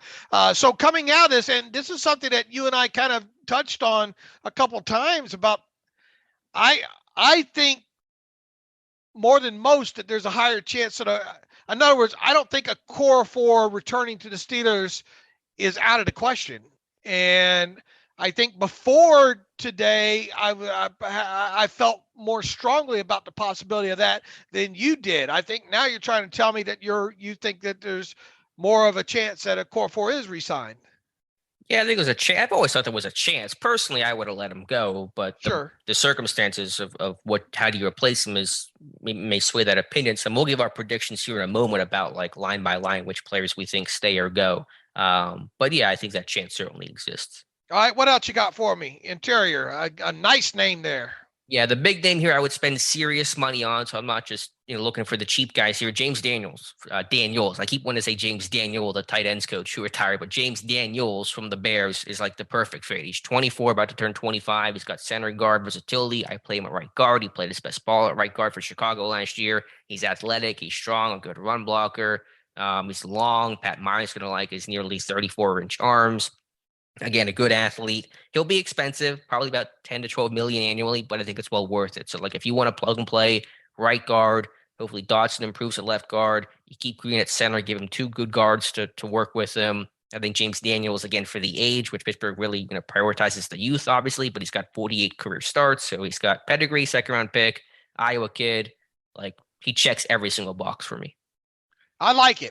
And I think he's in that kind of that middle tier. Not going to be the highest paid guard, I don't think, in free agency, but that next tier down maybe, and would indeed make a lot of sense for the Steelers, who are going to have to do something at guard more than likely, unless they re-sign Trey Turner. Mm-hmm. Yeah, I think guard is where you attack in free agency because A, it's a much better free agent class of interior guys, and then B, it's not as strong of a draft class of the guards. Now, there are Zion Johnsons and Kenyon Greens, but like the depth falls off pretty quickly. And if you want to go after a quarterback in the draft, then Zion and Green are not going to be there in the second round. Even if you have a second round pick to play with, you may have dealt that for a quarterback. So I think guard is where you attack. In free agency, you're right. Daniels will not be the top guy. Scherf will probably be the top guy overall, but Scherf, too much money, durability concerns, age concerns, pushed him off the list for me.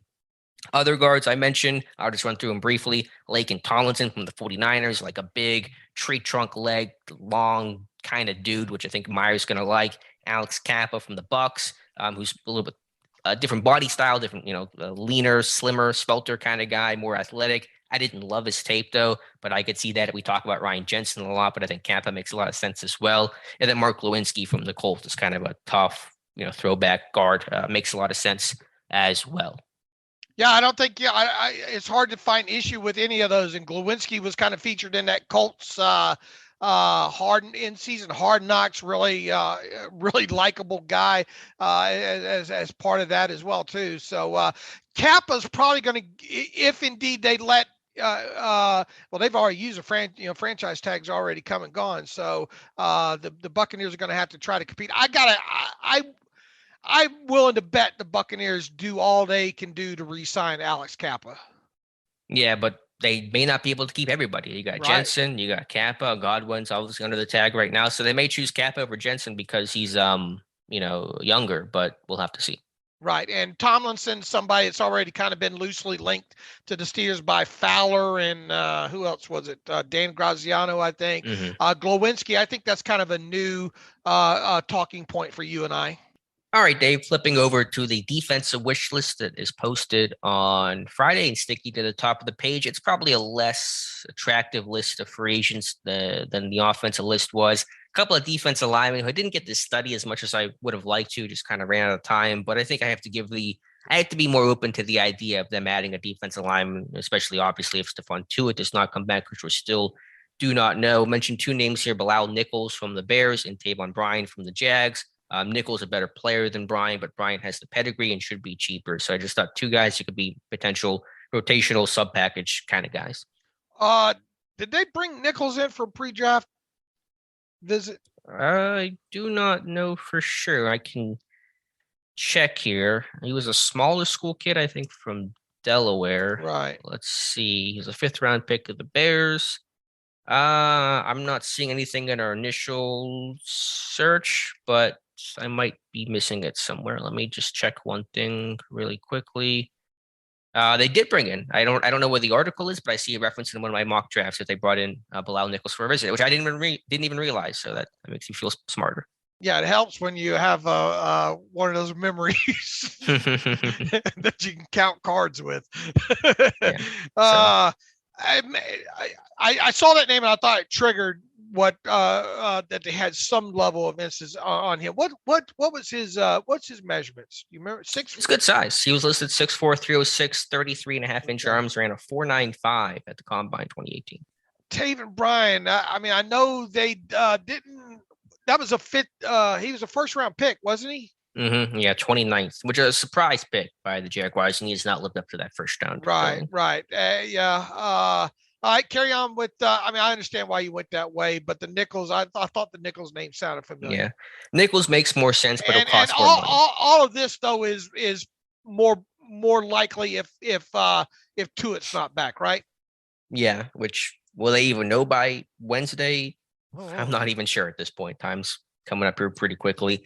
Edge guys, I think they certainly could and probably need to add an edge guy at some point this offseason. Trying to find that name was a little bit tricky. I mentioned Vince Beagle from Miami as kind of like your mandatory Brian Flores connection, who coached him in Miami. Got hurt and only played 2 games last year, but which should be super cheap. And why not add another Wisconsin linebacker to this roster? Absolutely. Yeah, that's a nice. I was trying to think who are you going to point to on that one. You surprised with that one.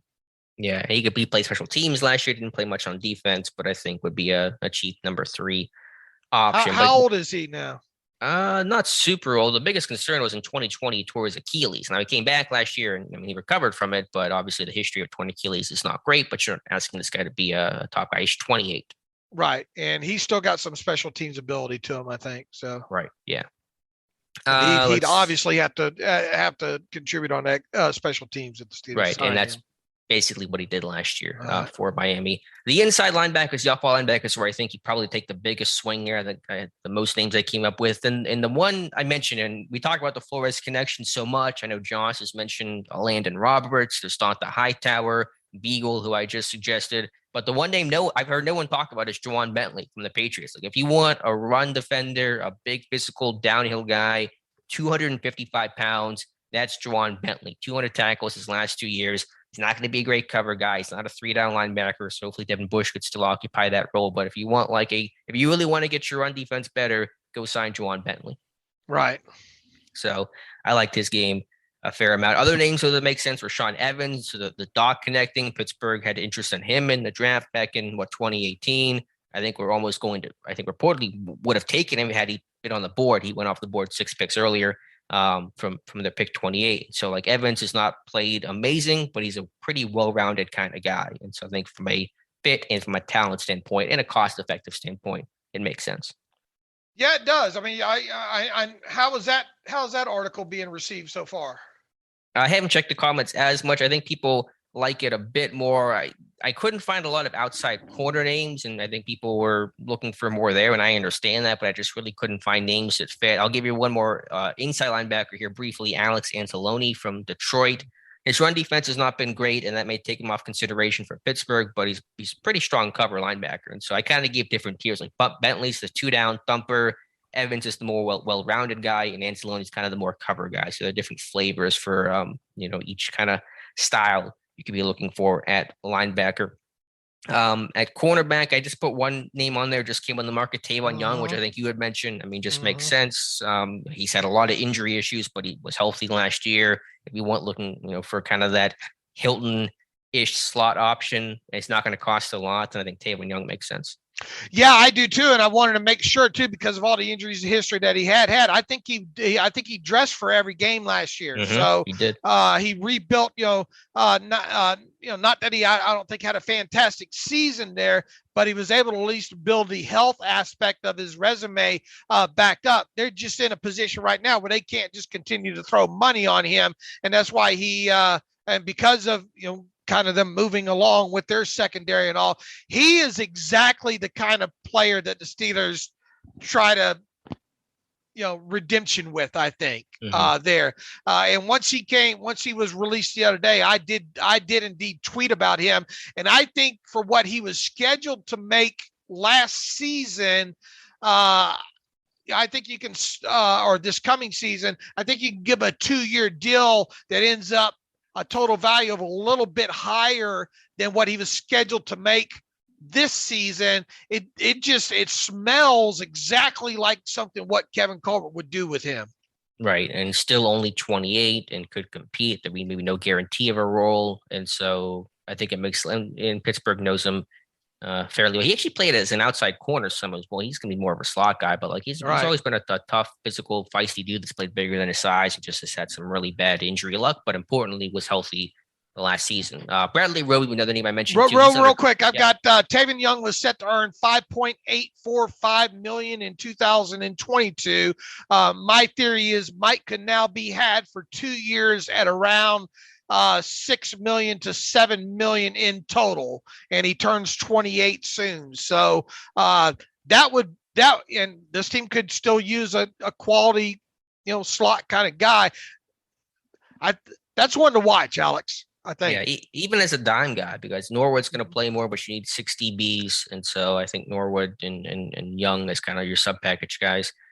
Maybe Norwood still in that dime role and Young play in the slot, play in the nickel and more rundowns, kind of the way Millette did this past year, but a better version of Millette. Potentially a guy there. As outside corners, I think Carlton Davis makes sense. The question is just the price tag. I did mention Bradley Roby if the Saints cut him, which I'm guessing they will given their cap situation. He is about to turn 30, but he's still 29. And Pittsburgh offered him a contract before they offered Steven Nelson a contract back in 18, 19, whatever year that was. And so I know he's older, but as an outside corner, I went Bradley Roby. Okay. And then at safety, 2 names mentioned Jordan Whitehead. And so that's name is in the article. I won't rehash what I said about Whitehead. And also I did mention Deshaun Elliott from the Ravens as well. He had a torn pec bicep that I think limited him to 6 games last year. So that probably pushes his cost down some. But I've liked this game, his versatility, like him coming out of Texas. And so Elliott, a name Pittsburgh, I'm sure is pretty familiar with. All right. And so that is the list of free agents, and just want to give out some names you probably don't hear about from every other website. And we kind of like to pick out some names that are a little bit different, but also, of course, make a lot of sense. In other words, yours are reasonable and always are.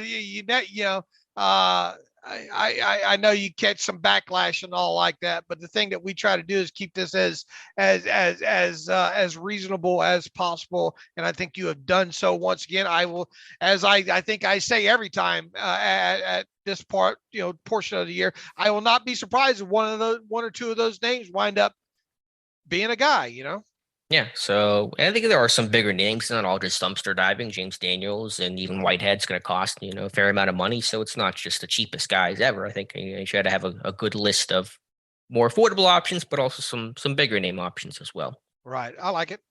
All right, Dave. Let's see. Let's talk about our predictions. And the tampering period starts on Monday with the free agency, the new league year beginning on Wednesday. So this might be kind of our last best chance here to talk about who we think will stay and go. I'm sure Pittsburgh's going to get pretty busy here with tenders, with Haskins and everybody else, and of course potentially re-signing any of their guys. And so a good time here to kind of play a little game of will they stay or will they go? Come on down. All right, Dave. I'm going to run. I just pulled up the list that you tweeted out last night of the 16 unrestricted free agents. And so I'm just going to read them off in order here. And you tell me, what's going to happen to them essentially? Give me your prediction and projection. So we'll start with cornerback Akella Witherspoon. What will happen with cornerback Akella Witherspoon in free agency? Is somebody going to write this down and track it? David O going to write this down and track it? I can. I have it written down here for myself, okay. So I'll write down your predictions as well. I'm going to say Akella Witherspoon gets re-signed by the Steelers at some point. Yes. Okay, I have a similar thought. I think he will initially test the market. He basically said that he would, back in season, that he's going to at least look at his options. But I think within a day or two of by Thursday or Friday, that's what I'm trying to say. He'll resign with Pittsburgh. Okay. Arthur Millette, Dave, what will happen with cornerback Arthur Millette? I think at some point it might not happen out of the chute, but might take about 6 weeks or so. I think that's another one they re-signed, but obviously not more than the minimum with him. Can he find a better landing spot for more money? I kind of doubt it. I think his best chance is to remain in Pittsburgh. So I think, once again, but if they lose him, it's not a big loss. But if we're playing prediction here, I say, yeah, they re-sign him. I'm with you, Dave. I wrote down on my notes here, signs back cheaply, and it may not be immediately. It probably won't be immediately, but I think he will come back. It could go either way, but that was kind of my thought there because I think Pittsburgh might be the best opportunity for him. All right, Dave. B.J. Finney, offensive lineman, center guard. B.J. Finney, will he stay? Will he go? I think he goes back to Kansas. I think this is the end of the line for him. You look at the last 2 seasons with him. It's just not happening at this point. If he still wants to play football, I think there's a team that would sign him for maybe a minimum, for a veteran benefit contract with no signing bonus this time. And that's it. End of story. Really, to me, the only possible place for him is the Steelers, I think. But I'm going to say no, they don't. Although I guess if we got later in the offseason and he was still unsigned and he wanted to sign for a veteran benefit, he would. But I'm going to just on the surface say no, he's not re-signed. I'm with you. I think he's done as well. I think you'll just find other options. You have Hassenauer as kind of your top backup center. They'll add someone else to revamp that offensive line room. Okay. All right, Dave, big one here. I wrestled with this one the most. Chukwuma Okorafor, right tackle, Chukwuma Okorafor. Will he stay or will he go? I'm not as confident here, obviously, on this one, but I've kind of thought all along the way that they like him and they want him at right tackle. So I don't know what all it takes is one team to overbid on him and then he's gone. But I'm going to predict he's re-signed, Alex.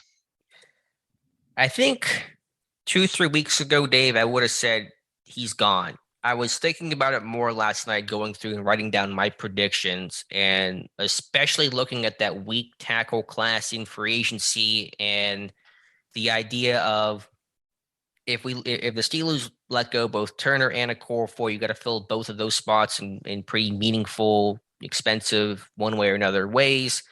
And if this team wants to make a move for a quarterback in the draft and trade up for somebody or just even draft one at 20, it's going to be harder to get that tackle. So for all those reasons, and I think just kind of their overall feel of like, let's just hope that Moore develops and Dotson gets healthy and we'll go sign a guard and all that stuff, I ultimately came in on re-signing Okorafor. So I'm not confident in that, but I think that's going to be the Steelers' calculation is go sign a guard instead and keep Okorafor at tackle. Man, well, I think we following each other. We're holding hands through this, we're right? Holding hands, me and all you. right. And I wonder where we're going to best friends forever. Oh no, no, we got the matching rings. We got one half of the Steelers logo we each wear. All right, Eric Ebron. This one I'm sure we're in agreement on. Will he stay or will he go? Oh yeah, he's gone. He's not coming back. Yeah, I'm with you there, Dave. James Washington, will he stay or will he go? Wide receiver James Washington. Oh man, you couldn't. There's no way that guy's coming back. That guy's been counting down until free agency starts there. So there's absolutely. I'll be stunned if he re-signs with the Steelers. Cornerback Joe Hayden, maybe a tricky one here, but will Joe Hayden stay? You agree with me, right? Oh yeah, I'm sorry. Yeah, it's such a given. I forgot to even answer. Like, yeah, James Washington is gone. Yeah. Okay. Cornerback Joe Hayden, will he stay or will he go? I think he's gone, man. I think it's just time to move on there. If the price. He's definitely, I think, going to at least test free agency and everything that comes along with that. So I fully expect. I think there's a team out there willing to pay him more than what the Steelers are wanting to pay him. Plain and simple. I don't think you can invest a lot of money in him. If you were to re-sign him on top of everything, so I'm going to predict he's gone. I am as well. He said a year ago when the summer camp talks fell through that him and Rosenau said they're going to test the market. And I think they're going to test the market because Pittsburgh, I think, just says we're not going to commit more money to an aging corner and we're going to find some other options there. And I think the way that Hayden has tweeted the last couple of days also seems to indicate like he's not expecting Pittsburgh to re-sign him at least before the start of the new league year. Yeah, it certainly does seem that way. Josh Dobbs, quarterback Josh Dobbs. Will he stay or will he go? This is kind of a tough one, to be honest with you. I know the initial thought is, oh, no, there's no way. But I think the reason I'm kind of questionable on this is wondering what's going to happen at this quarterback position and whether or not one ends up, if they go – what happens with Deshaun Watson, first and foremost, if they go out, they obviously get a guy like and trade for a guy like Deshaun Watson. They're not going to draft a quarterback at that point. So then there's talk about them having 4 quarterbacks. It would make sense to make Joshua Dobbs be the fourth quarterback in this. But being as how I don't have, I'm 51% on maybe the possibility of them trading for, ultimately acquiring Watson. That has to have me low on him being re-signed, because then I think the Steelers probably go whatever way in free agency and then potentially maybe draft one as well too. So I'm, long story short, for one that's spent all on IR, I'm going to say no, they don't re-sign him. However, I'm not going to be a bit stunned if he does get re-signed for the minimum, obviously. But officially, you say he's gone. That's your official answer. Right. Yeah, I think they like him, and his value as a coach and his impact on Ben, I think, was really important. But I think ultimately he knows there's probably really no path for him to start in Pittsburgh. I mean, he could compete for a job with Haskins again. But I think ultimately Pittsburgh says we're going to go sign a veteran guy, and we're obviously interested in drafting a quarterback. And so Dobbs says, I'm just going to go try to find some other place that's more desperate for a quarterback, I guess. Not more desperate, but just has a better opportunity for me to be number 3. Gotcha. Juju I struggle with that. Yeah. Going probably a couple of days ago, I wouldn't have struggled as much. But if for somehow they end up landing Watson, what are the chances if they land Watson? I think Dobbs' chances might go up, because at that point you just say we're going to go sign Dobbs to be the number 4, and there's your 4 quarterbacks: Haskins, Rudolph, Watson, and Dobbs. I agree. So that's kind of because they're not drafting one, obviously, at that point if they trade for Watson. I agree. Wide receiver Juju Smith-Schuster. Is Juju staying or going, Dave? Oh, this is a tough one. Is this your toughest one to decide on, or is Okorafor been tougher, or Edmunds? I mean, it definitely is up there. It's not as hard as Edmunds, I don't think. Okay. Man, the guy wants a multi-year deal after taking essentially what was a 1-year deal last year. The Steelers are saying that no more void year contracts. That was a special situation. If you only did I suppose you could do another 1-year deal with him, but whatever that 1-year deal is for would be his cap charge. Do you really want to pay Juju a 1-year, $10 million contract and have that be his cap charge to eat up that kind of cap space? I don't think so. I think he's going to have other offers out there. I'm going to say he's gone, Alex. Dave, are we still in agreement here? We are. I think Juju's gone as well. I think Pittsburgh would like to have... Woo-hoo, jumping up and down emoji. Yeah. I think Pittsburgh would like to have him back for obvious reasons, but I think Juju's just ready to go somewhere new. And I've said, he said last year he came back for Ben primarily, and also like, wide receivers coach Ike Hilliard, and both of those guys are gone. So is there a chance? Certainly. And I'd be happy to see Juju come back, but I think he came back last year. He took less money. He saw it through Ben's final season, and now he's ready to go somewhere else. And so I think that's what's going to happen. I don't know the money, and it's a tricky situation with the market, but I think ultimately he's going to go somewhere else. All right.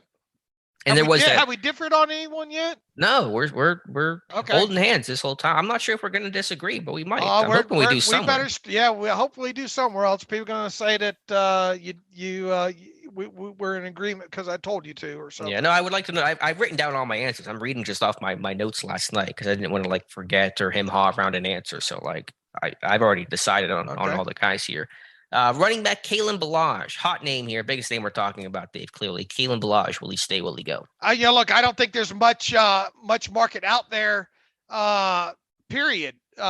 With him, So within all that, for a chance to compete and those kind of things, I believe that yes, they do re-sign him for a veteran benefit contract 1 year.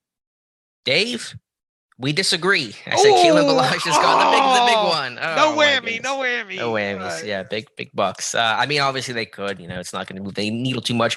I just don't know what Ballage even offered the team last year. I know it was kind of high on him in training camp, but he was number 3, barely played on special teams. Just go sign another running back. Go try again. Ballage is clearly not going to materialize as anything of value for you. Okay. Well, they did. I mean, look, I was surprised they I'm surprised he lasted all year, to be quite honest with you. So they like him to some degree. Or I they think. just hate McFarland a lot more. But I think.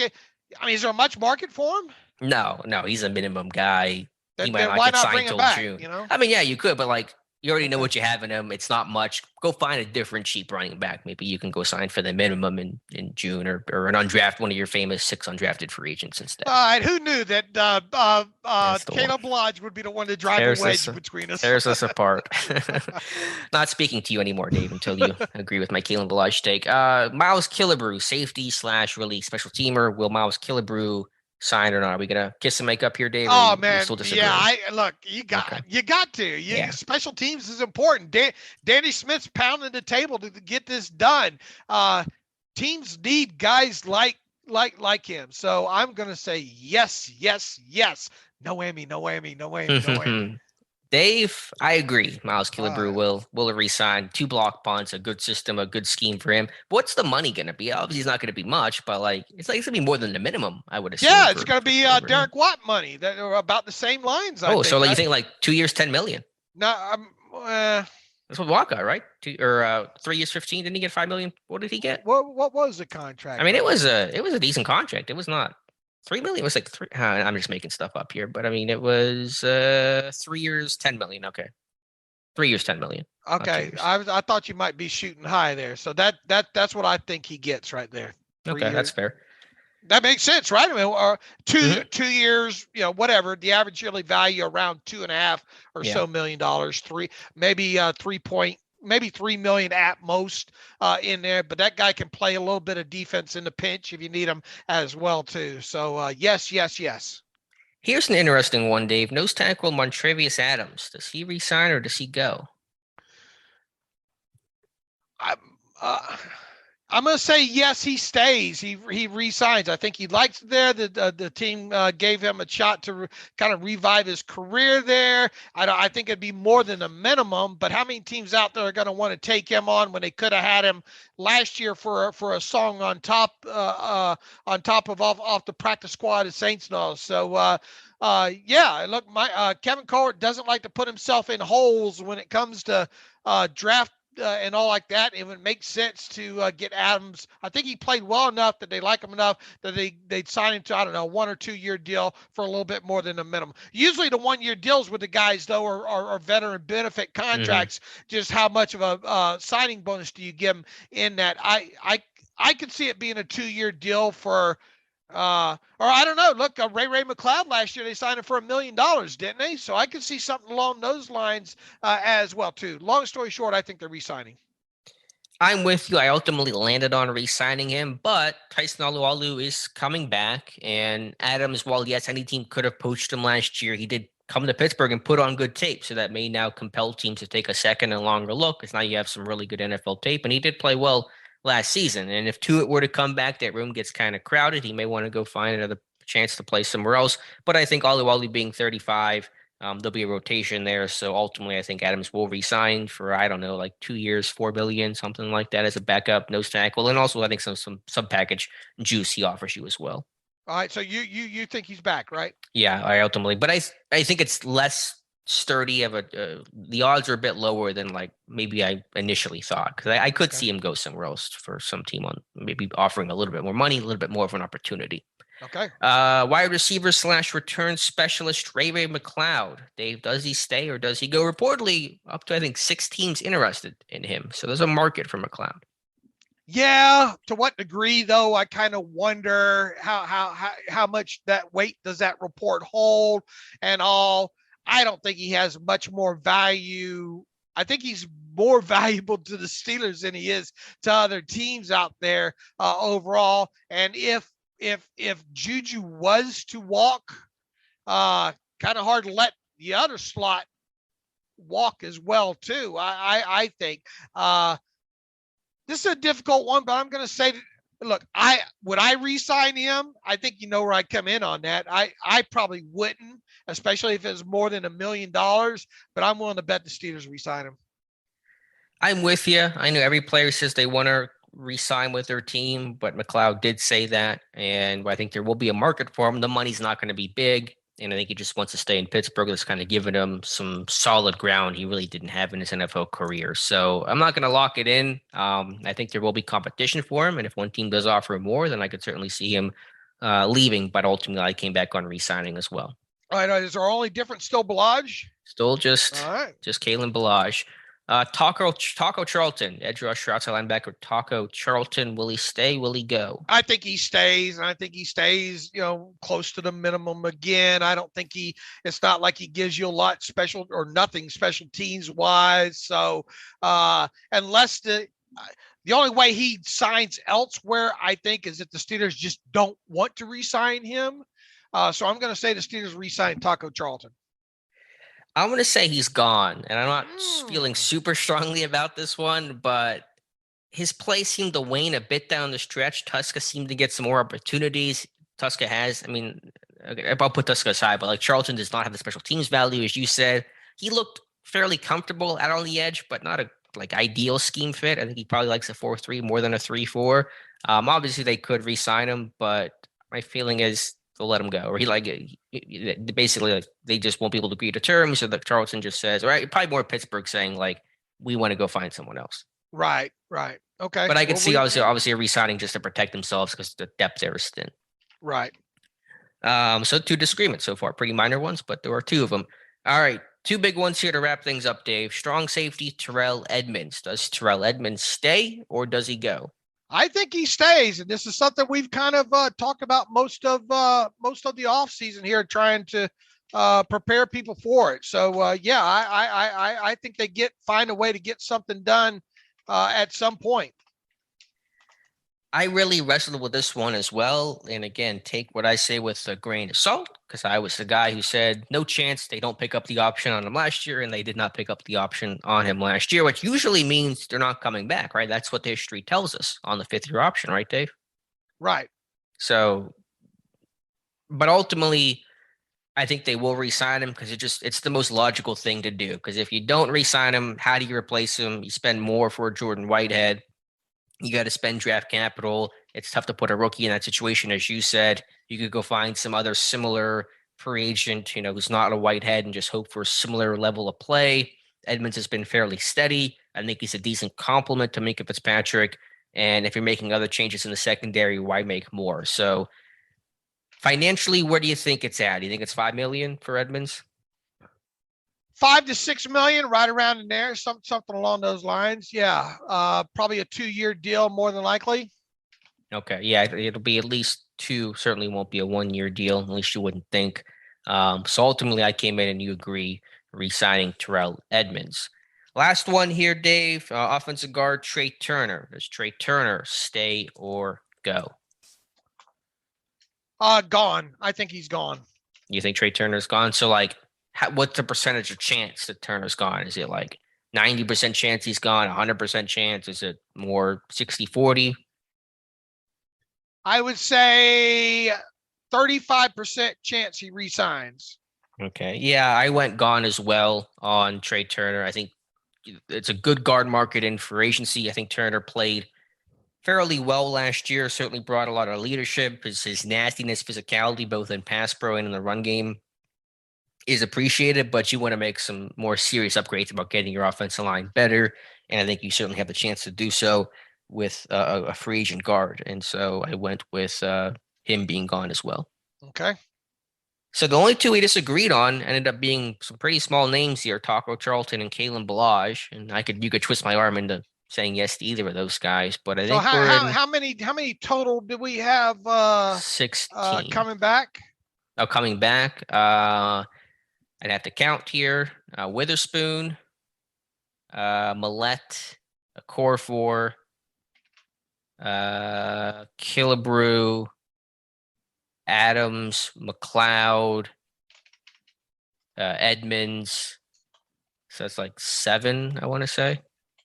And you had Charlton and Balaj coming back, and I did not. All right, so that's a pretty high number overall, right? And right, that doesn't even include the tenders on Haskins and Spillane, I think, right? Spillane, a tender on him. Mm-hmm. So, yeah, this so team's odds are good. That number's not going to be that high what did I have? 9 total of these? I think you had 9 free agents of that list returning, yes. 9 of 16. The 16, yeah.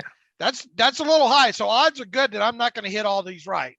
Yeah, well, I think neither of us are going to hit all these. What were the easiest, in terms of the re-sign guys, what were the easiest and toughest decisions that you had to make? Like, who do you think is like the most likely to re-sign that isn't Balazs or Charlton? Edmunds, McLeod, Adams. I think it goes back to Dobbs because all this Watson stuff here. What is the hardest? Look, a core 4 is a tough decision. I think. Really, I think Edmunds. Obviously, there's good reason to think that could go either way with him. Mm-hmm. Would he want to come back? He has not been treated the best by Pittsburgh in the sense of the option wasn't picked up. The fans have not exactly loved Terrell Edmunds. He wants to stay though, unless he gets blown away with the money. I think he would be willing to stay more so than anything. I think that, who are the biggest names on this list? It's a core 4. Juju and Edmunds are the quote unquote big. I suppose you could put Hayden in there, but because of his age and all. So those would be the biggest names, right? Yeah. Well, what about Witherspoon? Like he could go somewhere else. He got traded here. I think he liked his time in Pittsburgh, but is that one we could be wrong about? We just kind of chalked it up. Yeah, he'll be back, but I think the odds aren't super, super high he comes back. Right. I think, and look, I think he's all about the business too at this point too. Yeah, I think I'm pretty sure he's going to test. I don't think he's going to sign before Wednesday. I think he wants to kind of see what the market's like for him at first. Okay. We could most definitely be wrong on that one. Yeah, because he talked about if they don't re-sign him, what does that do to the odds of Hayden? Maybe. I think Hayden's still gone. I just think on principle, like the age and the decline in speed, they just say we're not going to throw money at an older corner. Okay. I think Witherspoon said he rushed into signing with Seattle last year, and so I think he's going to take more time. And obviously, he knows Pittsburgh more than he knew Seattle last year. But that's when I think we could be wrong about. Kevin Colbert made that reference a couple weeks ago to changes in the secondary. It's kind of an interesting comment he kind of tucked into one of his answers. So I think I struggled the most with the core 4. What's going to happen with him? Maybe that's a bias thing because I personally wouldn't re-sign him, but I could certainly see the reasons to re-sign him. That's why ultimately I went in that direction. Edmunds was a tough one as well. I could go either way. And then Witherspoon was kind of one where I had a little pause about as well, actually. Well, here's the thing. They true or false, they're going to re-sign a couple of their true or false, they're going to sign at least 3 of their own for more than a minimum. True. I agree. Yeah. That's what I've come out with here, I guess, with a core 4 and Edmunds and Witherspoon. And so, I've committed to that, Killebrew, et cetera. Right. So we'll see. Tampering period again starts Monday. Pittsburgh, of course, could resign their free agency at any point. And then the new league year begins on Wednesday at 4 p.m. Eastern time. Yeah, it's going to be interesting to see what happens and if they're able to get anything done with any of these guys before the new year league year actually starts.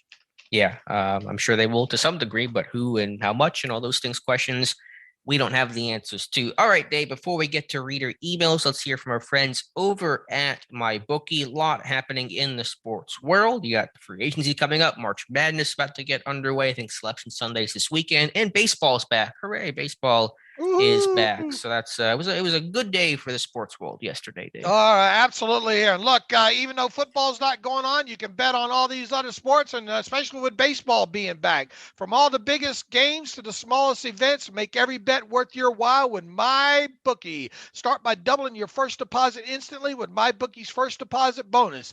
Double your money before you even place a bet, and all you have to do is sign up and deposit using our promo code terrible at MyBookie. Promo code terrible. There's a box for that in there to put that in there. There are tons of great games and prop bets to take advantage of this week in the NBA, NHL, and soon to be Major League Baseball, also MMA and all like that's always going on. And look, first wagers, get in on the action now. You can bet on NFL futures and everything along with that as well. Don't wait any longer. Head to MyBookie today to redeem your double deposit bonus so you can get in the game and start winning big today. That's promo code terrible to receive double your first deposit instantly in your account. No hassle, no wait. Bet anything, anytime, anywhere with MyBookie at mybookie.ag. And at the risk of rehashing this, I just saw your tweet about what Daniel Jeremiah said about Deshaun Watson, and my heart stopped for a second because it says, when it's all said and done, and this is his opinion, when it's all said and done, Deshaun Watson's going to be the quarterback for the Seahawks. I saw for the S, and I went, whoa. So he says Seattle, which is a team we should consider, and there certainly would be a fit for Watson. Right.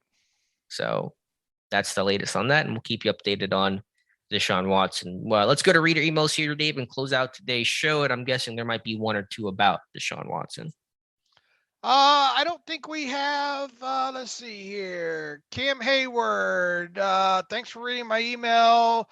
From Mike, I think you might feel differently next year. However, if the Steelers are buried in the north basement at the trade deadline and perhaps the new GM will think outside the box, which I think sorely is needed. Thanks again for all the great content.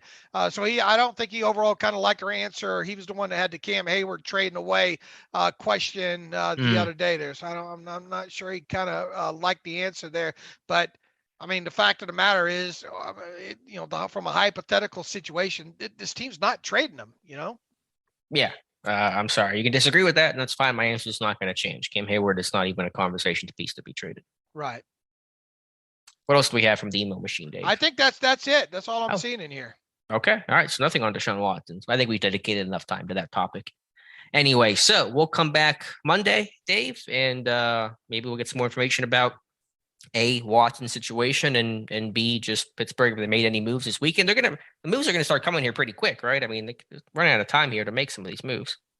Right. There's another report coming in from a Corbin K. Smith. Says, per reports, the Texans want 3 first-round draft picks for Deshaun Watson. I think Nick Caserio is going to have an impossible time fetching that compensation because A, the quarterback has a no-trade clause limiting suitors, and B, obvious legal issues, potential suspension. Who is this guy? He is from All Seahawks on SI. I don't know how locked in this guy is. So. I think he's just regurgitating because the Texans for 3 first-round picks has been out there for a while now. I mean, obviously, like his point is the point that you've been making, which is fair, but I don't know. I mean, just takes one team to say, "We'll give you 3. Let's get this deal done." Right. So we'll see, but we'll see if it's Pittsburgh. We'll see if it's Seattle. We'll see what happens on Monday. And then, of course, in terms of like moves for Pittsburgh to make, what's going to happen with Zach Banner and Joe Schobert, and will those guys be cut or not restructured, but pay cuts with any of them? A lot of questions here still unanswered for the Pittsburgh Steelers. Certainly are. And we'll have to, once again, I don't think we have any tenders in yet. Those should come at any moment now, right? I mean, the Steelers are usually kind of try to hold those as late as possible there as far as cuts as well too. We'll have to see if there's any terminations on the way, but look, the wire as they say has been busy right now. What do you think about Mack being traded? About Khalil Mack. Yeah. Right. Yeah. I mean, it was a pretty good deal for the Chargers, only a second, the next year 6. I know there's been some injury stuff with Mack, but Mack and Bosa, my goodness, that is a heck of a duo. Right. And then Carson Wentz getting traded to Washington. So there's actually been some more quarterbacks in the move than we kind of thought. And Garoppolo's probably still going to be dealt at some point. The Colts now could be in play with Wentz off the books. Not sure why Washington wanted to trade for Carson Wentz. It was like a bad deal to me, but what do I know? Here's something else to consider. Maybe if and this Corbin K. Smith. I guess he's talking, being as he writes to the Seahawks, we talked about the Seahawks. He said, this is why the idea is being floated out there about the Texans getting 3 first-rounders, extra picks, and a star player potentially back in a return package. Seems like a pipe dream at best. Why would a team offer that up given the circumstances? Look, I kind of agree with this fella, and I kind of made that point that I really think that this thing ends up being less, the compensation ends up being less than what people are probably imagining that it might be. In other words, less than the Russell Wilson deal kind of thing. We'll obviously wait and see there. I don't view this as much of a report as it is more of an opinion, though. Yeah, I think it's just summarizing where Watson and the team is at, because he's a Seattle guy, and now Seattle could be in play. And so, like, I'm sure those antennas in Seattle are going up kind of the way they are in Pittsburgh, maybe even more so, because there seems to be more national traction about Seattle and Watson. But we'll wait and see, Dave, this as the story turns, or whatever. One other thing, let's say the Seahawks did go after him. They're where are they at in picking? Was it 9th overall? Was that right? Yeah, they acquired Denver's 9th overall pick and whatever else they acquired. They have the picks to burn for sure to get Watson. Right, and obviously if they did get that, they're not going to spend that number 9 pick on a quarterback at that point, right? So that's one less team that would be, in the quarterback mix there. So what would that if they got Watson? Right. Yeah. Well, then what does Houston do? Do they stick with Davis Mills, or do they go use that pick on a quarterback? Yeah, you would think they would want to try to. Yeah. Probably look for a quarterback. Yeah, do something there. So anyway, yeah, it just moves it down a little bit, I think, right? Or right. I mean, Mills played well, and they kind of like Mills, but I'm not sure if you like Mills enough to not go draft a quarterback at 9 or something. So you might be trading hands there. All right. Anything else have we missed? We kept it under 3 hours, so I was happy about that. Right. I was getting nervous seeing the let's do 3 hours. We're over 2 hours, so it's a long show, but a lot to talk about in Watson. Obviously wanted to dedicate some time to that and at least lay out the situation, I think, as clearly and as fairly as possible, just to give people an understanding of like just what's in play, what's the scenario here. We at least wanted to do that. All right, so what's your terrible take about today? It's just kind of a recap of what's happened the last couple of days, just the craziness about the rumors of Watson and Davis and Wagner and those kind of guys. And it just, like I said, it's kind of fun to be in that. It's wild and scary almost, but like it's fun to be in that conversation for a change, and not like what minimum salary benefit contract should they sign. Like it's just it's a different place to be. All right, Dave. So we'll come back on Monday and recap whatever has happened since Friday's show. So close us out, Dave, and get us out of here. Okay, you can follow me on Twitter at Steelers Depot. Follow Alex on Twitter at Alex_Kozora. Follow the show at Terrible Podcast. Email the show, theterriblepodcast@gmail.com. If you like what we do and want to donate to the cause, go to SteelersDepot.com. Hit the donate button, upright navigational bar. Also, if you like an ad-free version of the site, please go to SteelersDepot.com. Hit the ad-free button. Upper right navigational bar. So in the meantime, thanks for listening, everybody. We will be back on Monday. As always, thanks for listening to the Terrible Podcast with Dave and Alex.